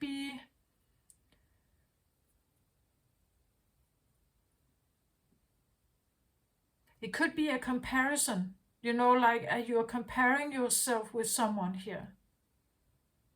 And that feels like a pressure. And that is very normal in society. These represent, like more society based things in your reading here. And this is more internal, you could say. So on one hand, we have usually comparison. We are comparing ourselves with others. We are comparing ourselves in the work field, like as a woman. Am I attractive? Am I not attractive? How do I become more attractive, if that's my goal? What is even attractive to me? Like, what does that mean? Like, it comes with this that you don't really know, right? That it's here you were designed. Now you're trying to design yourself, but to design yourself, you have all the questions that the creator has. Every time a creator is creating a character, they have these questions. How tall are they? How old are they? What do they look like? What clothes are they wearing? What kind of things do they like, right? What is their voice like? Are they talkative? Are they silent or quiet? Are they temperamentful? Are they quick? Are they slow? Are they, that is what the creator or the novel writer is doing. They think all this before they are creating it. The designer or the creator designer is thinking all of this before the character actually emerges. So it's like you are a character here, and at the same time you are your own designer. It's like you have left a circumstance here that had one kind of design for you, but you left it because it didn't feel right for you. So now you are figuring out if you can design yourself. But it means that you have to ask yourself all these questions, right? That, am I this or am I that? And the only way you can do is that on one hand, you have to ask your heart here, what feels right. On the other hand, the world is showing you competition. So one thing is what you actually feel is right for you, what is in alignment of you. And on the other hand, you feel the pressure here of what society may tell you. Like, let's say you like comfy clothes. That feels right. Like in your heart, you like to take off the Cinderella dress and you put your pajamas on here. But in the work field, maybe you are mirrored competition, right? You will be mirrored that pajamas is not all right in the work field. Here you have to take on a suit. And you will be compared to everyone in the environment. So as a woman, how are you dressing? What is your makeup? What is your hair? What is your style? What message are you sending with your makeup, hair, clothes, fashion items, or even, like expensive luxury things? So on one hand, you are trying to figure out or balance or juggle what your heart wants, what is in true alignment and authentic to your heart, and at the same time you are also facing these competitive, more you could say from society and around you.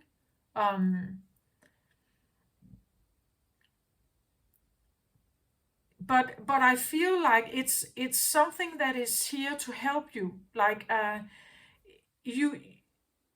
this is just like a guide that they throw things at you here. They throw things at you for you to see it, right? For you to get the other half here. The other half of, you could say, creation. Like, either you are the created one, the character that just plays the role, the avatar. And the avatar can only, he interacts with what's there. But when when you put yourself in the designer shoes, you have to think more than that, right? You have to understand if I give my character here, if I'm molding a character that has too little ability to impact the realm he's in, he will be killed easily. If I build a superhero, he will smash the realm in no time. And nobody can compete with him. If I want to, like, I have to make it like the characters need to have certain skills, but not too much, not too little, you know, like otherwise the game is not fun. Otherwise the game is not, or the experience is not well balanced. So in here, it's like you are in this molding pot here, where you're trying to design something. You look at so many options here, but you are also dismissing them. I feel like it's like the Ten of Fires feels a little bit like, or you could say, you know, like a womb. And in the womb, you are looking at all these, you're feeling with your heart. You also feel the pressure from the outside world, but you're coming to the end of, well, either you collapse under this pressure feeling, under the design feeling, or the design role, that now you are the designer of something. So you have to take all kinds of things into account. Maybe you are a designer.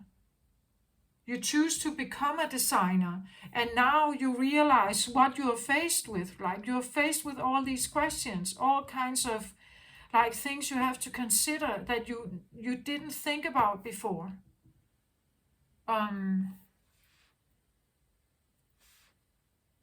This can even be, you know, like someone who's thinking about how they want their life to be, right? That, okay, I want to have maybe this kind of income. I would like to live like in this area. I would like maybe to look like this, or be like have this kind of salary, or I want, you know, and then you're realizing, okay, if this is what I want, now how do I create it then? Well, then I have to take certain steps. I have to do something then to try to figure out how to get it. So if I want to design my life in a certain way, how am I going to do that? And maybe you're realizing, oh, I have many check marks, right? I actually have many. I have many requests. I have many remarks. Maybe I have too many here, right? Maybe I'm too picky, you know, like, and every time I have a new one, it's like the universe pushes something into my life to realize, is this really what you want? Like, I get competition and pressure from this, but I feel like it's like there's a guide here that sends it towards you. They send it towards you, like, are you sure? Like, we are sending this. If you want this, okay, we send you this then. So I want fame. Okay, we send you work then. Right? Because, well, we send you things to consider if you really want to be famous. We send you things, both good and bad, right? We send you things that are maybe suddenly, you know, like, if you want to be famous, well, can you wear a pajamas and expect to be famous? You know, can you expect to be treated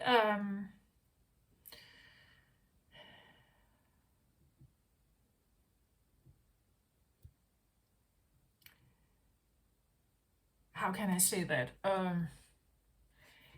It's like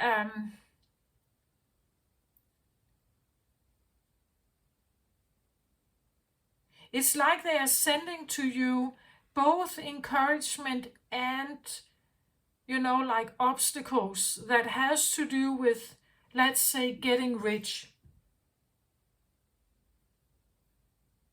What does it mean to get rich, right?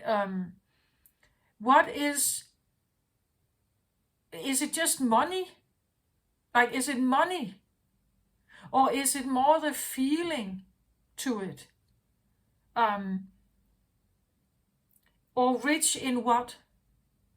Rich in authenticity, rich in choice, like you have choices, rich in freedom, perhaps.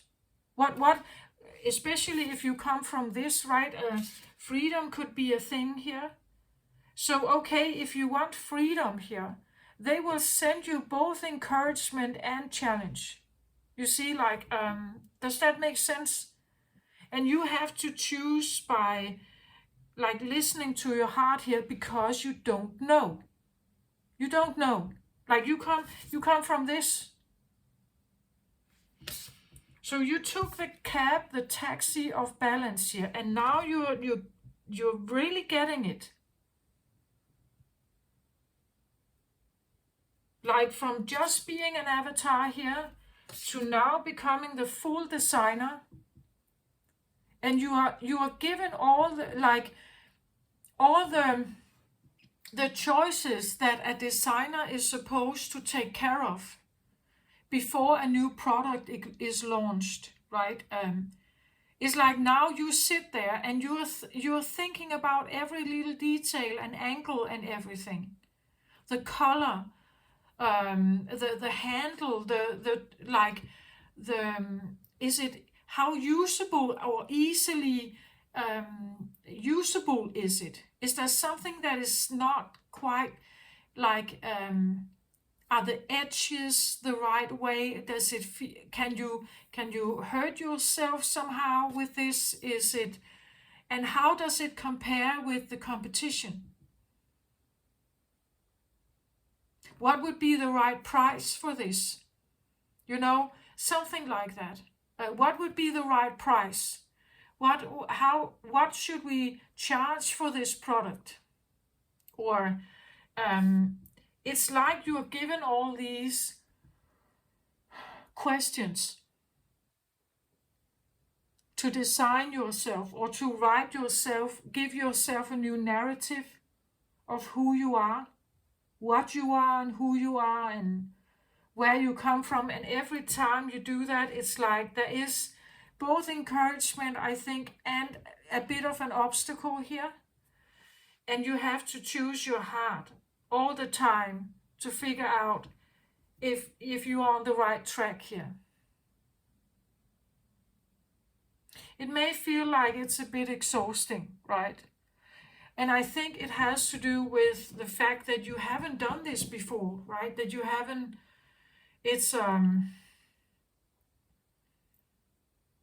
you haven't done it before.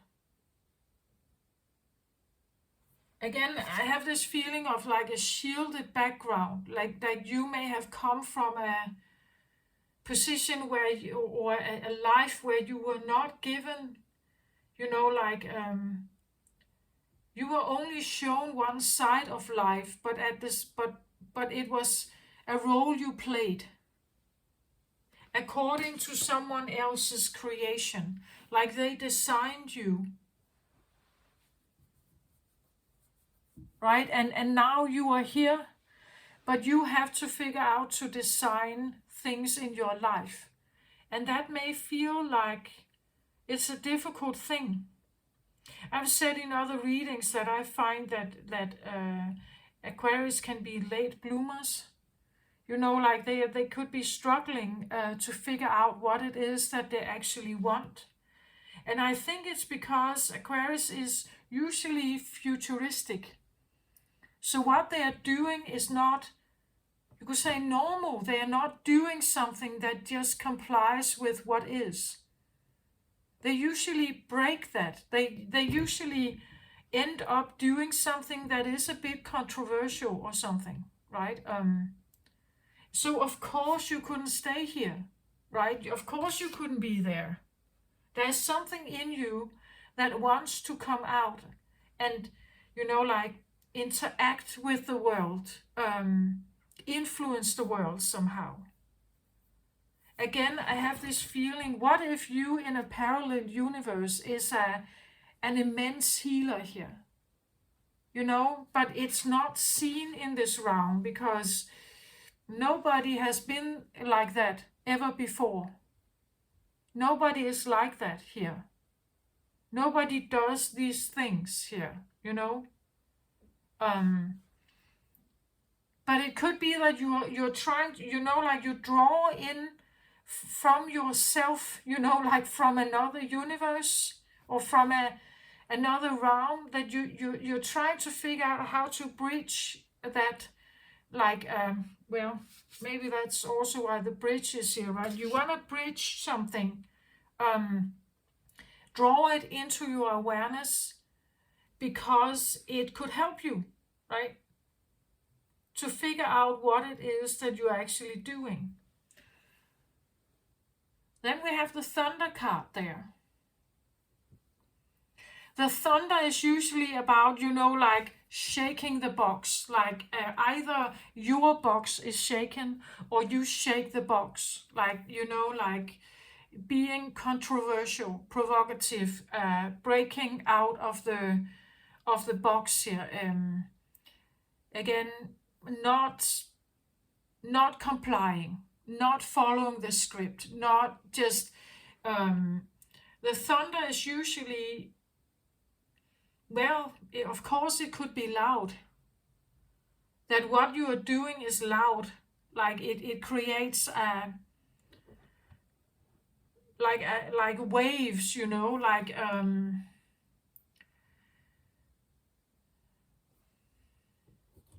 that there's something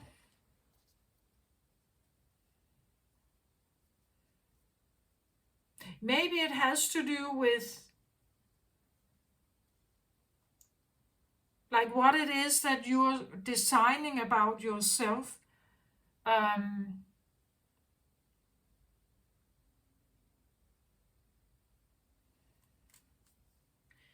It's interesting here because I have thunder and then I have at the bottom of the deck the Middle Earth here.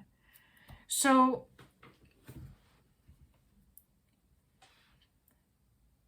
this is very loud, the thunder, and this is in a bubble.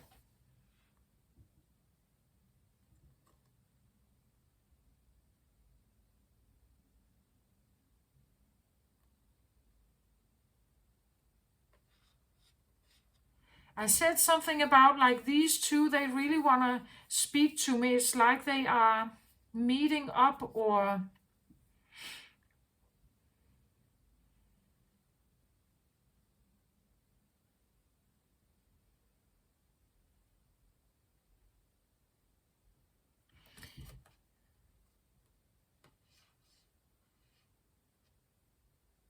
like an interaction between one and another here, and that creates a thunder here. Maybe you are interacting with something or someone here. Again, as I said, this can be, like a mirrored aspect of you from somewhere else. But it creates, like thunder can be a feeling of like noise in your head, right? It challenges your way of thinking. When something comes in that is totally different than you, perhaps, we know like meeting up with foreigners, right? Usually we're not good at that. Like we become very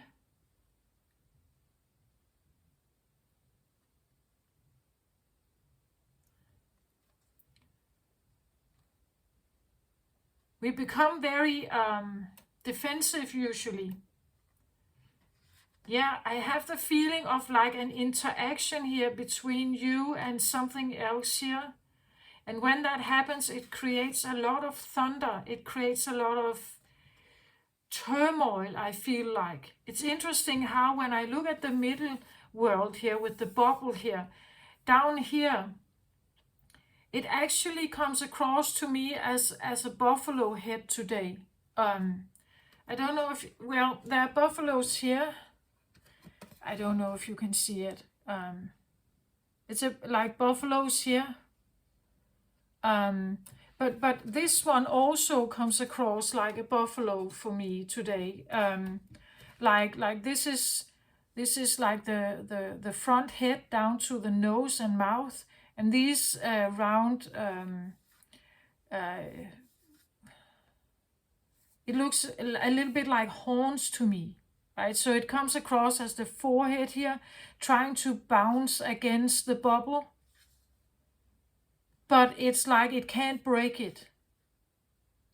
You know, like here, the buffaloes are they're just, you know, like racing across the country and creating a lot of noise here.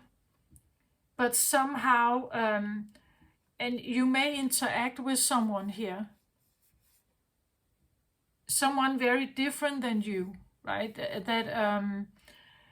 And it's, I don't know if you can see it, but there's a round red one, and then there's a yellow one here. But there's actually also a little white one here in between.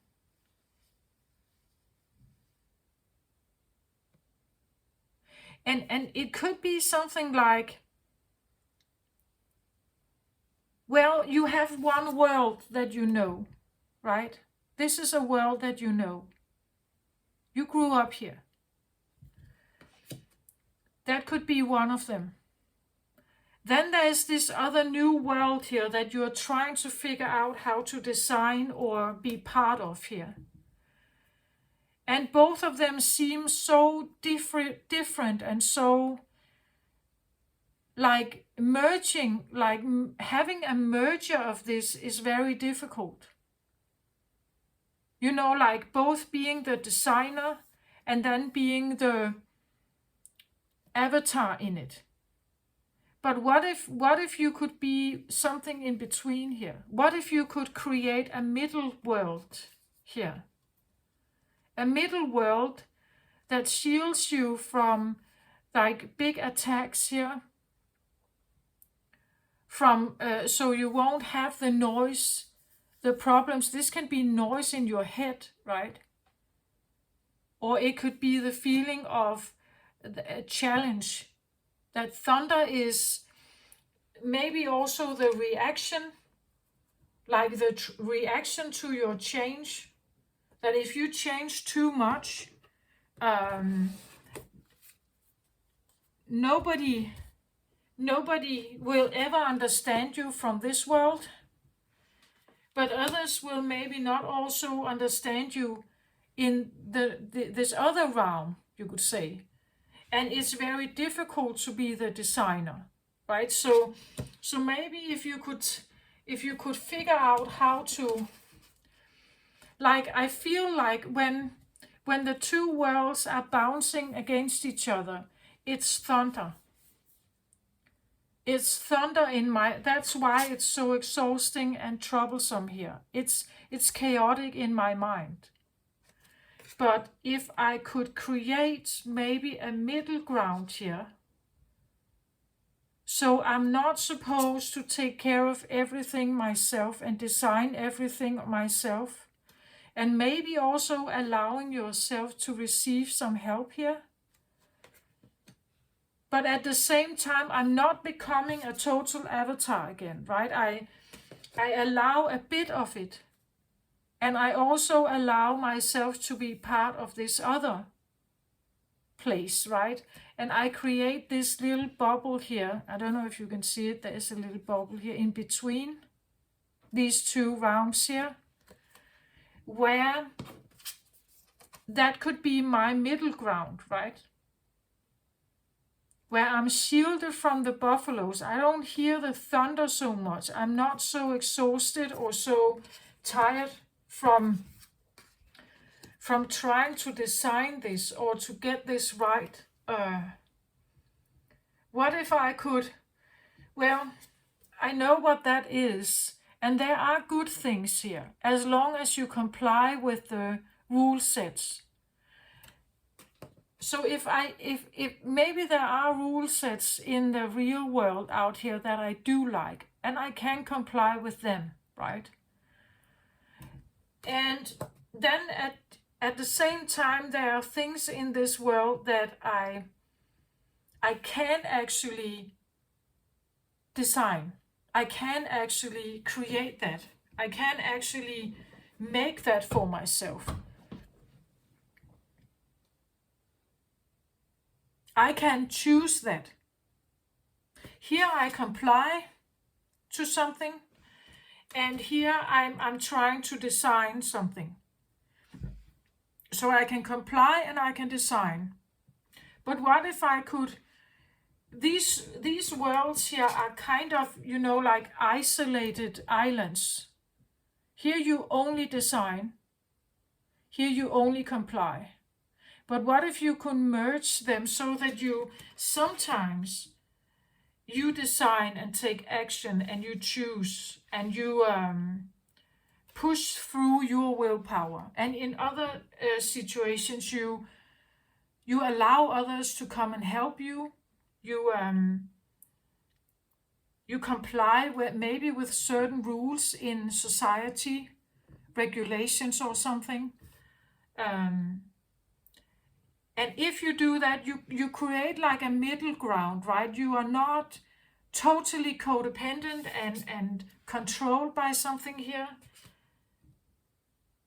But you are also not totally on your own.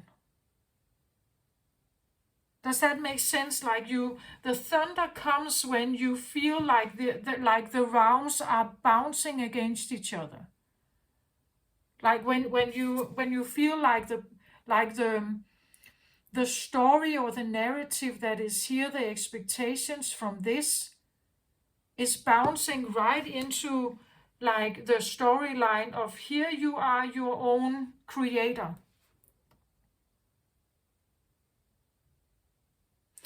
So from being a participant to being like sole creator here is maybe, like, it's a big thing, right? It's a big thing to go from one to the other. And you feel it, like you feel the exhaustion of it. So maybe what if you go and find something in between, right? Because it is the taxi of balance that you took when you took this right turn here. And you feel the thunder of these two bouncing up against each other, especially if you are like really, you want to be independent after being so maybe controlled here. So you're fighting for this independence. And of course I understand that, right? But it's also a difficult thing to do on your own here. And to be alone on your own. So maybe what if instead of seeing those two worlds as separate, maybe you could see them as there is something, what can I use? What word is that? Maybe there's something to appreciate in both worlds. Like here there is community, here there is, belonging. Here the world is set, like the realm is already created. You don't have to set it, like you don't have to write it. You don't have to write the Bible, right? It's already done. You don't have to write the rule set or the script, the manuscript or something for the film, right? It's already made. You're just the actor here. Where this is like the screenplay manuscript writer director here. But you see, it's maybe for you it seems a little bit like going from one version of yourself to a totally different version, and maybe it's like it feels like it's a lot here.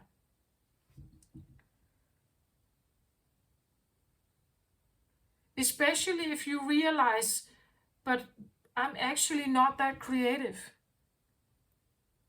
I don't know how to write that story. I don't know what my narrative is supposed to be. Actually, I realized that maybe it was alright to play a role, right? Or it was alright, like this could be something like here you are an employee, and here you are suddenly, like a sole owner of a company, and you realize what it takes here, right? You realize what it takes to actually to have this and make it go. Here you just follow along, right? The business plan has been made, it has been set, the budget plan is there. And you're just doing your part here, even though you may not like it always, but and you have no vote or something, but you're doing your part. And then you are not supposed to, like take care of anything else here. So becoming this, maybe, like having your own business or something here. Redesigning or recreating your life here. Maybe it feels a bit like it's a bit much. Being on your own, like really wanting to distancing yourself from this. And I understand that, like this is where you come from. And you take this right turn. You want something more balanced here. But there is something that represents a sense of stability here. There could be that here as well. It's just you're struggling with it. That's the Ten of Fire. You've come to a point where it's like, I give up, right? Or I collapse under this. Like, I don't see how I can do this.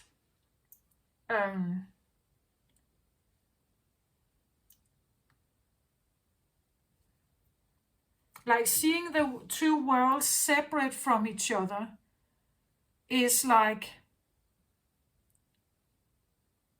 and you will compare them, of course.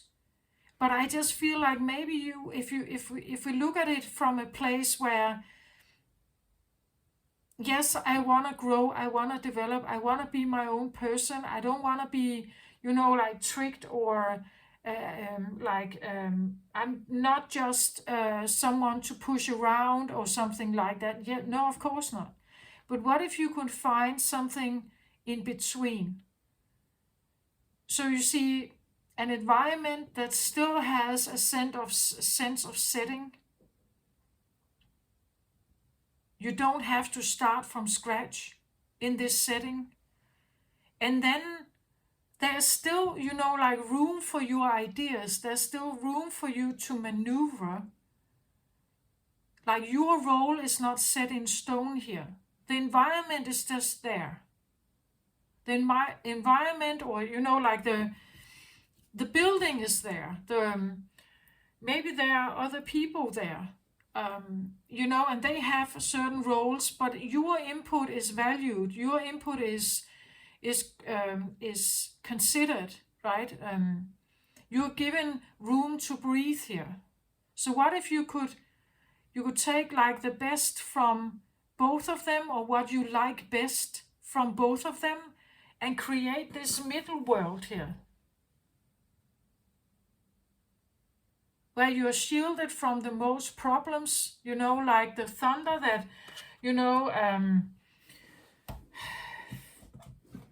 I don't know, here you're taking care of everything. If the electricity is gone, now you have to call the electrician company to make them come and fix it, right? You don't here someone else is doing that, right? You have to do the budget here. Maybe, like here it's like you have to look at so many things here, and some of it probably doesn't interest you. It's none of your interest. There are things here that are good. Here you do have free vote. Here you do, your voice matters. Here you are an important participant with your own voice and your own will and everything, but still you don't, right? Circumstances still require you to, as it says here, if you want freedom, okay. The universe here is going to send towards you encouragement, but maybe also challenge. As I said, maybe it's something like the electricity is gone. Oh, now you're the one who has to fix this, right? Your car breaks down. Now you have to figure out how to fix this. Okay, you know, where here maybe there was some kind of help. Maybe you were not always supposed to think everything for yourself and do everything on your own. And, like there's someone to call here, or there's someone who takes care of it, where you are not even thinking about it. Here you don't know that the electricity was out. Here you don't know that the car broke down, or if you do, someone is already attending to it, but here it's like, here you have to do everything on your own here. And maybe it feels like it's a lot, like it really, like it makes like thunder in your head here.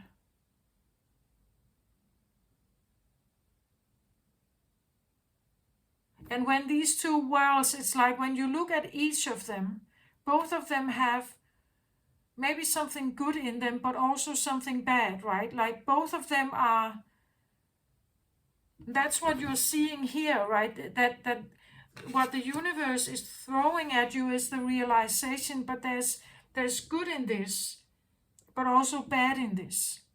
And there's good in this, but also bad, or challenge. That's challenge here, but there's also challenge here. It's different, but it's still challenge. So maybe what if I could merge this? What if I could find a place where there is both? Or now that I see that I may have been shielded from many things, maybe I appreciate this environment a little more, even though my role was, or my vote was little, maybe I appreciate it a little more.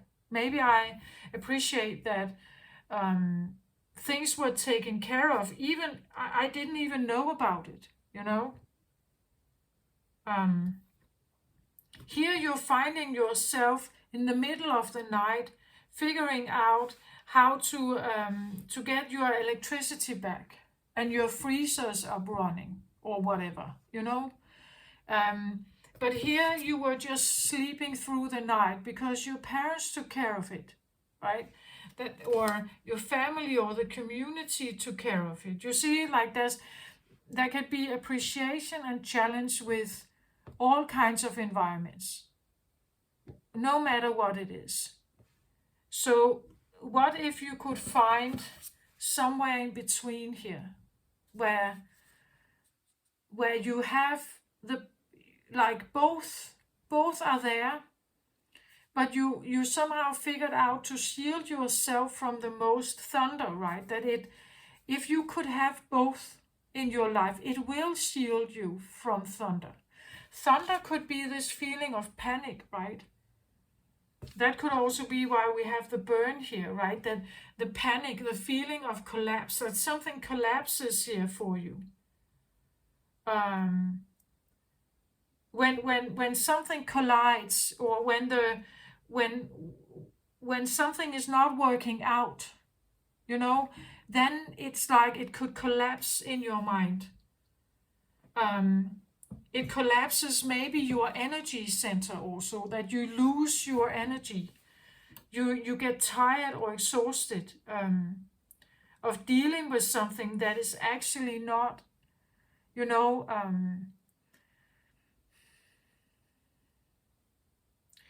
I even want to say, if we take these two planets here, it's like the two worlds. If you only see the bad in both of them. So here you see the codependency, the no voting, the non-voice, the no identity, the mind, uh, um, the brainwash maybe. If you only see the negative here, and you only see the negative here, then it's like a collapse in your brain. A lot of noise and a lot of unsafety, something like that. Whereas if you could find a little more appreciation, as I said, if you can see the bad in both of them, you could maybe also see some good in them. And again, good and bad, this has to do with how you react to it. Like, I'm not a fan of good and bad, but I realize that this is what we do. We are humans. Like, if we are concerned about self-perseverance. Our form is important. We have to persevere and maintain this. So we need something. We need food and shelter and everything. We need money to pay for it and so on. This is of our concern. So we scan the world with good and bad, whether it complies with our needs or whether it creates distance. As I said in the beginning, if you have a quarrel with someone, when you align with each other, then the waves are clear and easy here. But when you are not, there's this thing created, right, between you. There is defense, and there is accusations and prejudice and something that is almost like a creature between you, right? And this creature has to be dealt with for you to get the middle ground here. Otherwise, you will keep having thunder. Like, if you only see the negative of the two stories here, then you will never find, like, they will just keep butting heads here. Then something, as I said, in the middle, something is created. But it depends on your viewpoint. If you keep sticking to your vision here that says that this is a terrible, abusive world, and I have been kept small and weak and something, and with no vote and no voice, you will never ever see anything positive here. The same here. Like, if you only see your freedom here, your total freedom, your absolute designer freedom here, as a negative thing, because now a lot of other stuff comes up. I have to deal with this and that and this and that, and normally I don't do that, right? So now I'm kind of exhausted. And this becomes your entire focus point, that you never get to the stuff you like, right? Because there's so much else here. If this is the only thing you see, like the bad in one and the bad in the other, you will have this bouncing of head, and what is created in between is this creature of non-merging, like there's nothing positive there. It becomes this grumpy creature, right? So now none of your worlds are good. None of them are good, right? But if you could see this other, there's challenge in both of them, or bad in both of them, or threat, or whatever you want to say, in both of them. To your identity, your sense of freedom, your free voice, your free thinking, and so on. It's challenged in both places. But if we take this viewpoint of maybe appreciating that there's something here that is of use. Not all of it, but some of it is useful and maybe actually beneficial for you. And there's something here as well that is of use and beneficial for you. Not all of it. There's freedom here. You have the ability to voice yourself. Your ideas are heard. The environment you're in here is something you have the ability to be part of designing this. You know, the choice of furniture and color on the walls, and or the manuscript that you're writing here, the realm you are creating, the computer realm you are creating here, you're part of it. Right here, you get a text and you are the programmer who programs it. Right? That's the difference. But there are good things in both of them. So if we could see those two worlds as that there are possibilities, good possibilities, or non-threatening, positive possibilities in both of them. It's like trying to figure out how to get the best of both of them. And then you will get closer to this, the middle ground. Finding a middle ground or a middle world, it says here, where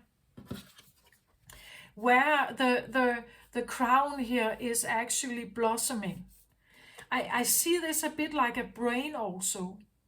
Like it's a protection of your brain if you can find this middle ground. Here I feel like your brain, this is where I feel panic attack or control or collapse here. That when you are constantly, that when something is constantly fighting in negativity here, it can never find a middle ground, and there is this grumpy creation in the middle of them that keeps, and this grumpy creation is like a hungry ghost. It keeps asking for food because otherwise it's not existing, then it dies. So you see, if you can exhaust this hungry ghost that is between the worlds, if you can exhaust it, it will die eventually. Then there are no problems between. The only way of exhausting the ghost is by thinking differently.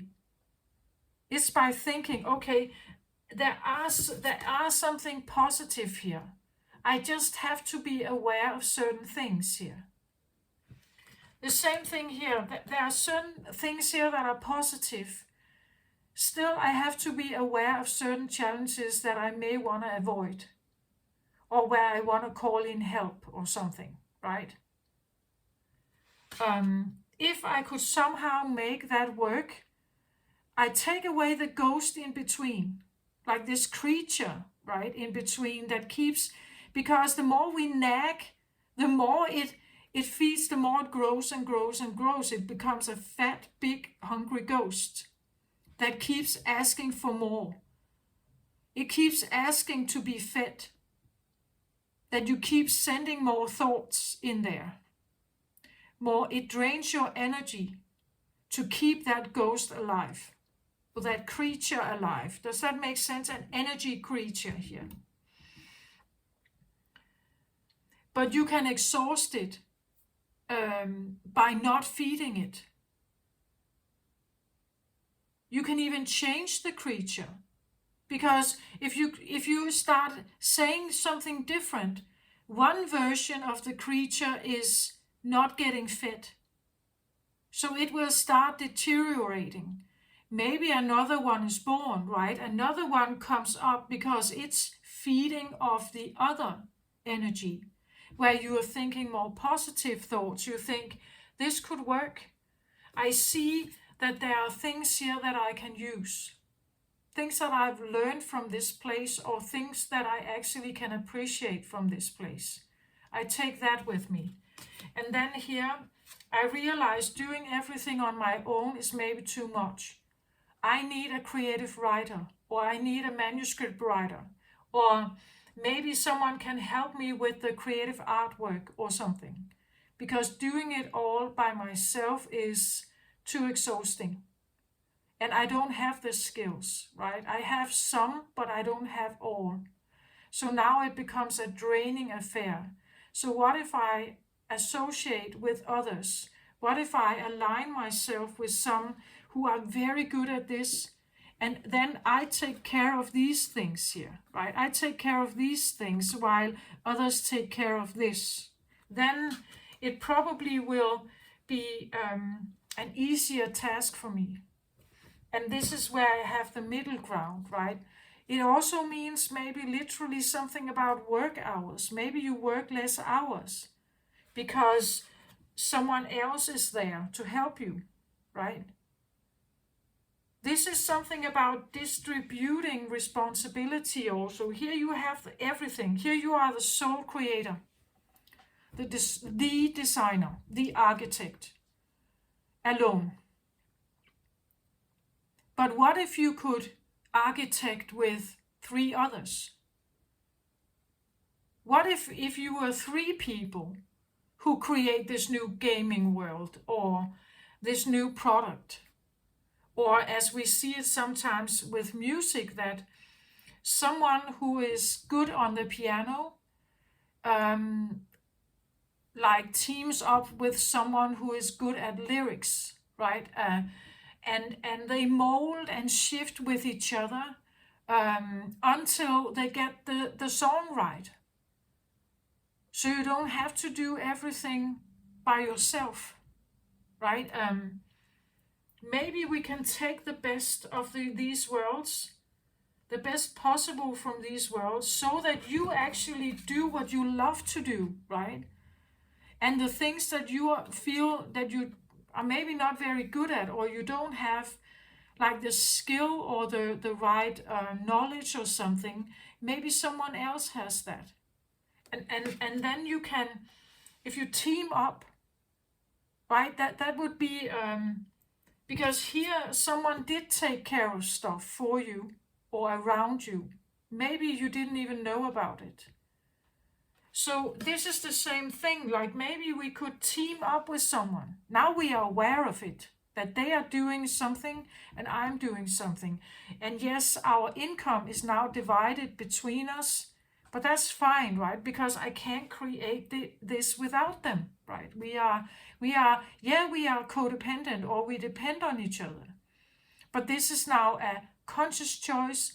We have chosen each other and it's working out, right? We combine the best of like the 2 worlds into a middle world here that gives more ease to the brain, more creativity. It's shielded, so again, we don't break down, we don't get overstressed. We the buffalo can't like hit us here, you know, things like that, like the feeling of being more shielded somehow in your everyday life, or the pursuit that you are like working towards here, right? That you're working towards something here. Here we have the luminance essence here. Like she is a creator. She stands in her water, in the feelings, in the consciousness that is aligned with her. And look at what she's doing with her hands here towards her heart, or towards a heart. I'm not quite sure it's actually hers. It could be any heart here. It's interesting how it comes up here with the hands and the glow here, that there's something you can do with your hands, I think, like here. Here it may just feel like people have boundaries up towards it. They don't get it. They don't see what kind of healer you are, perhaps. I've said it already here. Here his hands are also on fire here. In another realm, you could be a very successful healer here. This is the Lemurian card from the Lemurian deck. So this also talks about a time that was once.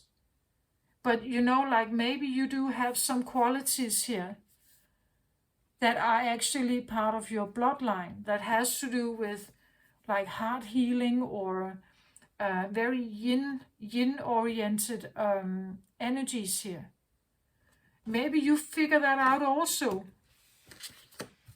Again, being part of the world we're living, it's a rather masculine world. If you are more of a feminine energy here, it will be exhausting to get your footing down here in this world, right? It takes maybe a lot of work here, you know, and it could be quite exhausting to do that on your own. You're up against, you would say, yeah, the pressure here of as I said, support. That could be yin. um, like obstacles could be, you could say, what the yin is facing then if it wants to succeed in something. An obstacle could be like a clear masculine no, right? That kind of stops the process of something.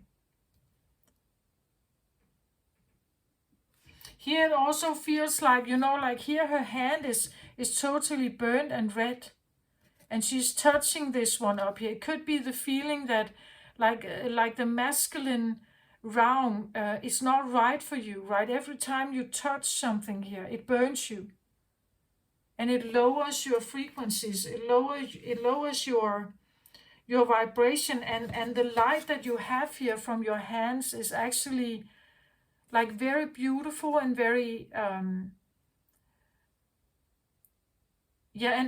very very bright, I think.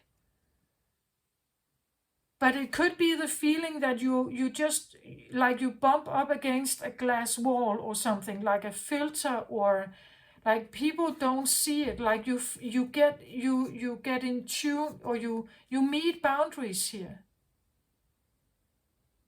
Like literally people may like put up boundaries towards your intentions here of wanting to be a healer, or wanting to be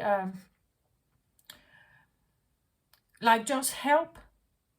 Like healers are typically helpers, right? They want to assist or help here.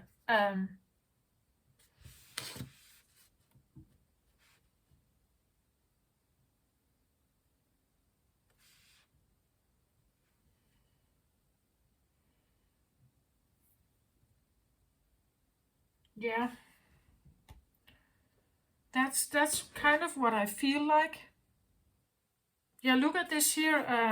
When I look at this card here with the hands, the bottom of the deck, I get here Akashic Records, hidden knowledge, silent understanding here. It's like there's something you know. There's something you know here. Probably, I feel like there could be something with your hands. Like maybe you are a great Reiki healer, or, you know, like the touch of, or you are a shaper or a designer, like you're gifted with your hands in some way. The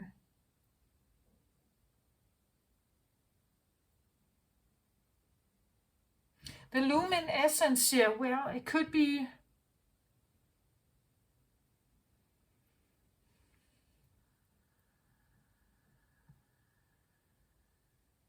actually it feels a little bit like, I've talked about this idea of like the creature in between you and something else. If there is this threat feeling, or that a disturbance, that you're not vibing with each other, right? Like then there's this, it's like a creature that gets where both parties may be projecting towards each other, you know, like not finding common ground. Both of you have objections towards each other, and it's like there's created this kind of energetic creature, right? It almost feels a little bit like you are someone who can like change that. Like you have a way of changing maybe the creature, you know, like a creature.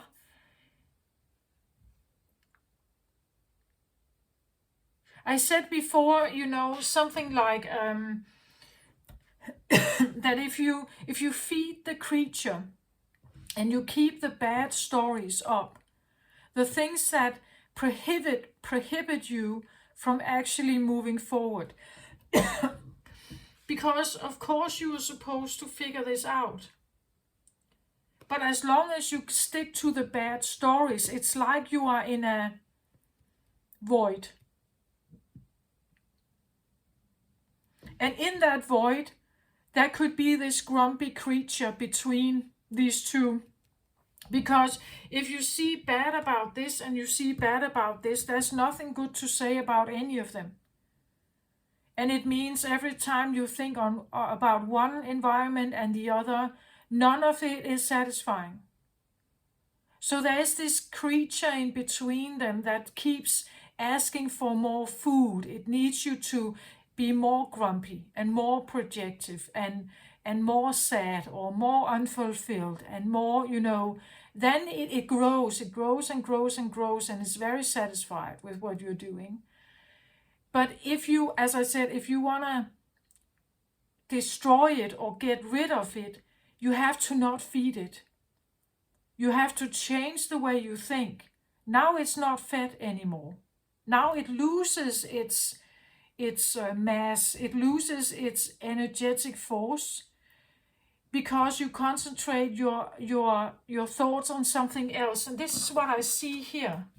It's like you concentrate your thoughts on something else between one and the other. Like you're trying to send vibes now that are actually of appreciation, of cooperation, of like mutual validation. That's what I see you're doing here. So you're changing the creature into another kind of, you would say, creature, a very kind one here. A very loving one. Maybe an energy of, you would say, that vibes between you and something else out there that you would like to have in your life. If you're trying to create the middle world here, that this is actually what you are trying to attempt, you would probably want to eliminate the thunder here and create more of maybe an appreciative or validating scene here of both worlds, of both worldviews or understandings or whatever, seeing things in that light instead. Then you're doing this. Does that make sense? Like the creature that is now in between the two here, the two worlds, is looked at with different eyes here. And when you do that, you create more of this, right?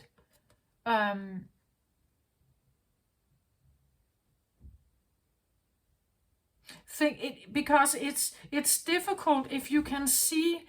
Well, you can just take people, right? If you look at a certain person and you kind of just hate them, like you have always hated them, you've always hated what they've done to you or what they said to you or something. It's difficult when you have that worldview to ever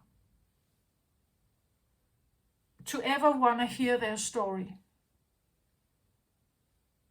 Like forgiveness for a person towards a person like that is difficult.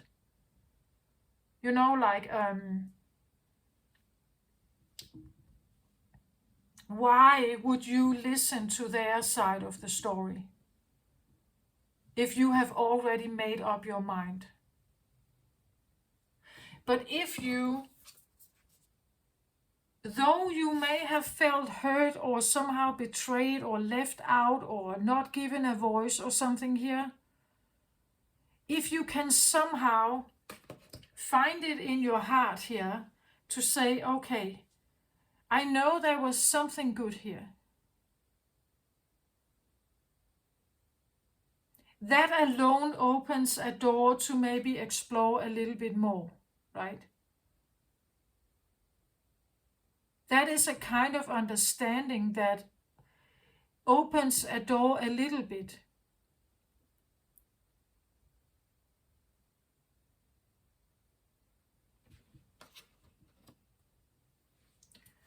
And when just a door is slightly open, it changes something.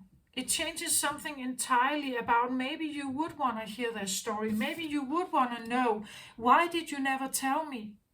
Why did you never like tell me that story? Why didn't you involve me in these decisions or these things about life? Um, why did you see me as just this little girl? I don't continue to be a little girl, right? Eventually I grow up and I have to go out there. Why didn't you give me that? Why, sometimes I think parents, well, they have created you, right? You are their child. If you are their precious, like their diamond, their little beautiful golden thing, they may want to protect you, right? They don't want to tell you about the bad stuff in the world, perhaps. Um, I'm not saying this was a good environment. Maybe it was just to shield you a bit. Maybe it was very narcissistic and terrible for you, and you were literally a designed doll, right? And therefore it can be difficult to find anything good here. Anything.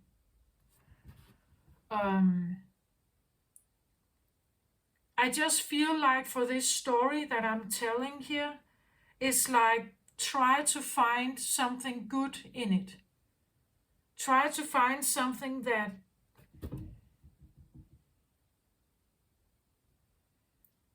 that actually has benefited you. Try to figure something out about it.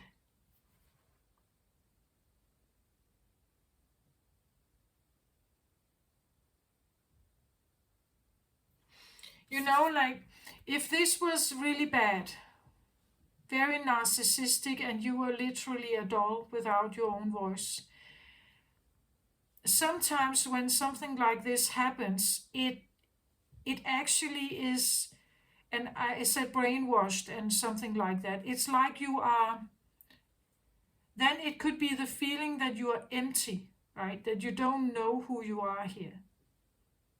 Being empty or emptying yourself out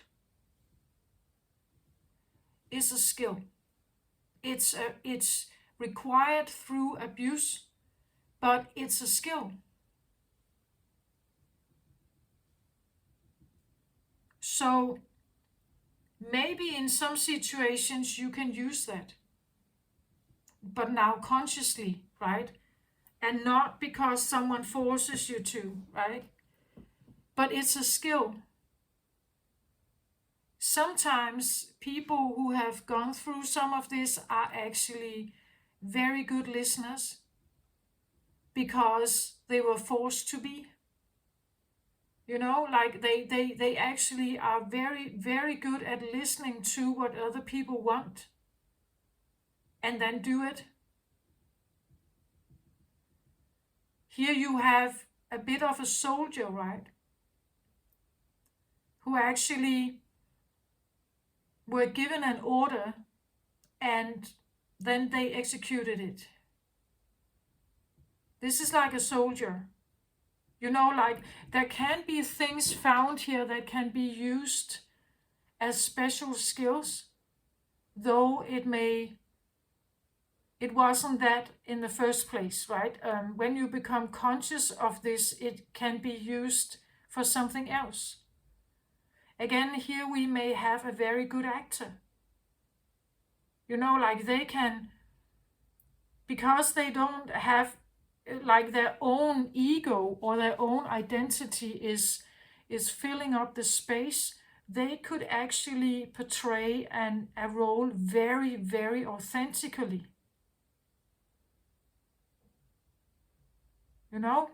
Something like that.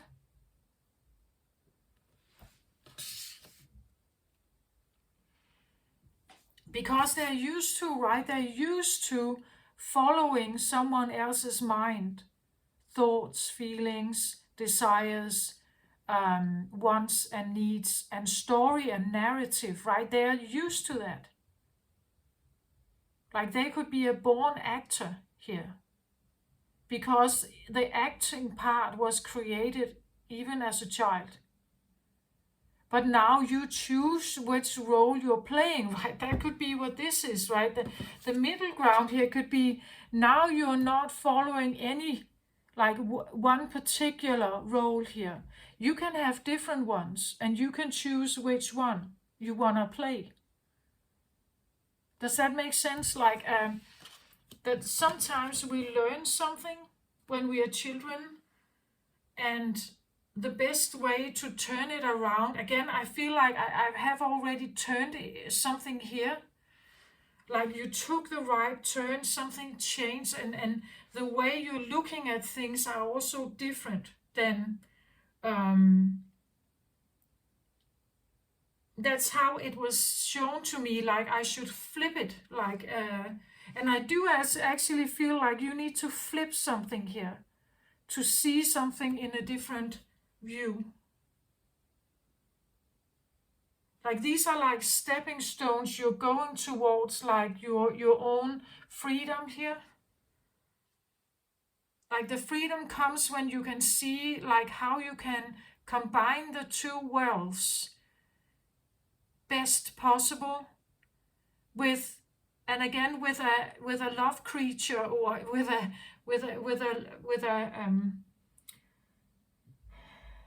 a loving heart in between, like the polarities here of something.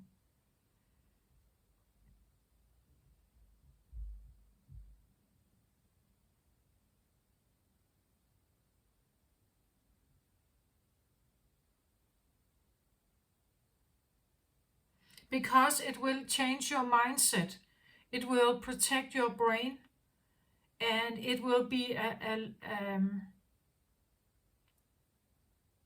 lighter feeling, as I said, like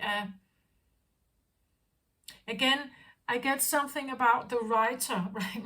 I said a writer life with an R, or a writer life with a WR, right? Actually, it is maybe both, right? That it is a writer life for you if you are the writer of how you see this. So you are the writer or the designer of something now. It's just the stories or the narratives from the past and your experiences here.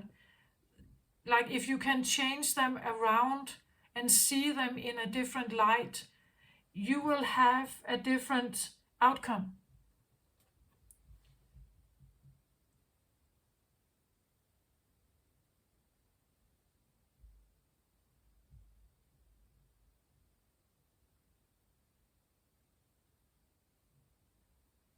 I hope this makes sense somehow. And again, I'm sorry, I'm 3 hours in almost now. Again, this is a long reading, but I hope it was worth it somehow, for those of you who are listening. And if you are going through something like this,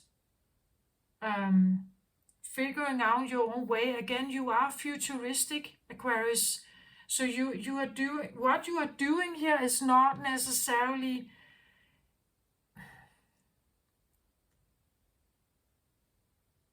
well, it's not normal, right? Or it's not what people usually do.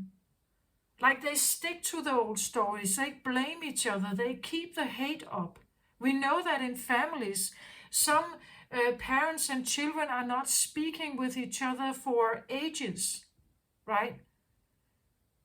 Almost until one is about to die, then maybe they show up, right? But you can have a creature between them that is just molding and growing and something, and the story is kept on both sides.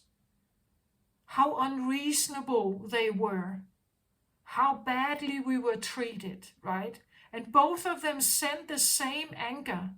And this creature is just molding and building, right? So a way of healing the earth, you would say here, could be something like, at least I can try with my own hungry ghosts, right? At least I can try with my own to see, to say, okay, at least on my side, I decide to do some kind of healing work. Maybe this is what you can do for people here. You know, like one side could represent them, and one side could represent their past, their challenge, their childhood, and some of the problems that were created there. And you could be maybe a healer, you know, that because your hands, like, you can make the intentions, right, that they represent each of them. And then you send, the way you see things, you send love to this place, right? This place that is a hungry ghost that keeps feeding in the negative thoughts.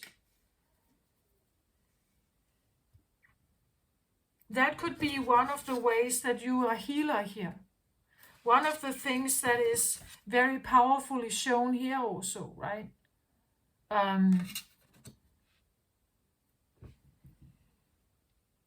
Does that make sense? But starting with your own issues, I think, could be a good place to start.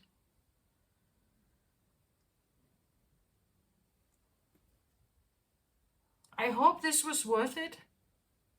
Please share it with others if you feel like it's worth sharing. I'm sorry it took me a little while to like tune in on this. It didn't show itself. Again, it feels, it could be, you know, like a bit hidden, covert or something. Again, because when I look at the card in the first place, it looks like a bit of a wonderland.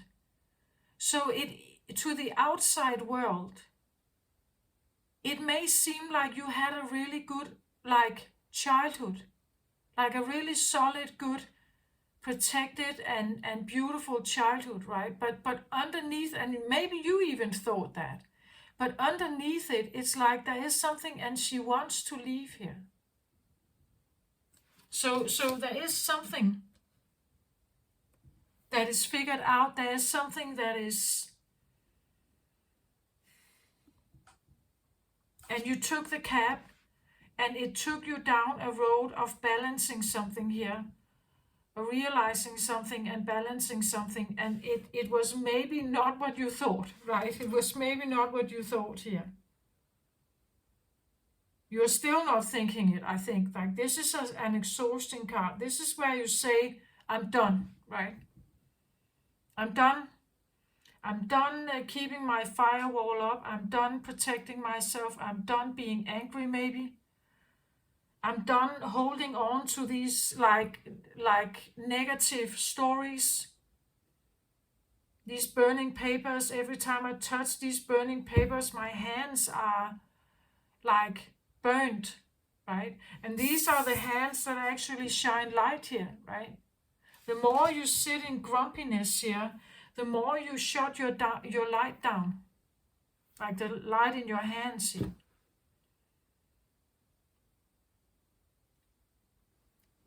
Does that make sense? I hope it makes sense. Anyway, this is what I have, Aquarius. I send you my very best. Always peace, love, and light to you. Bye-bye.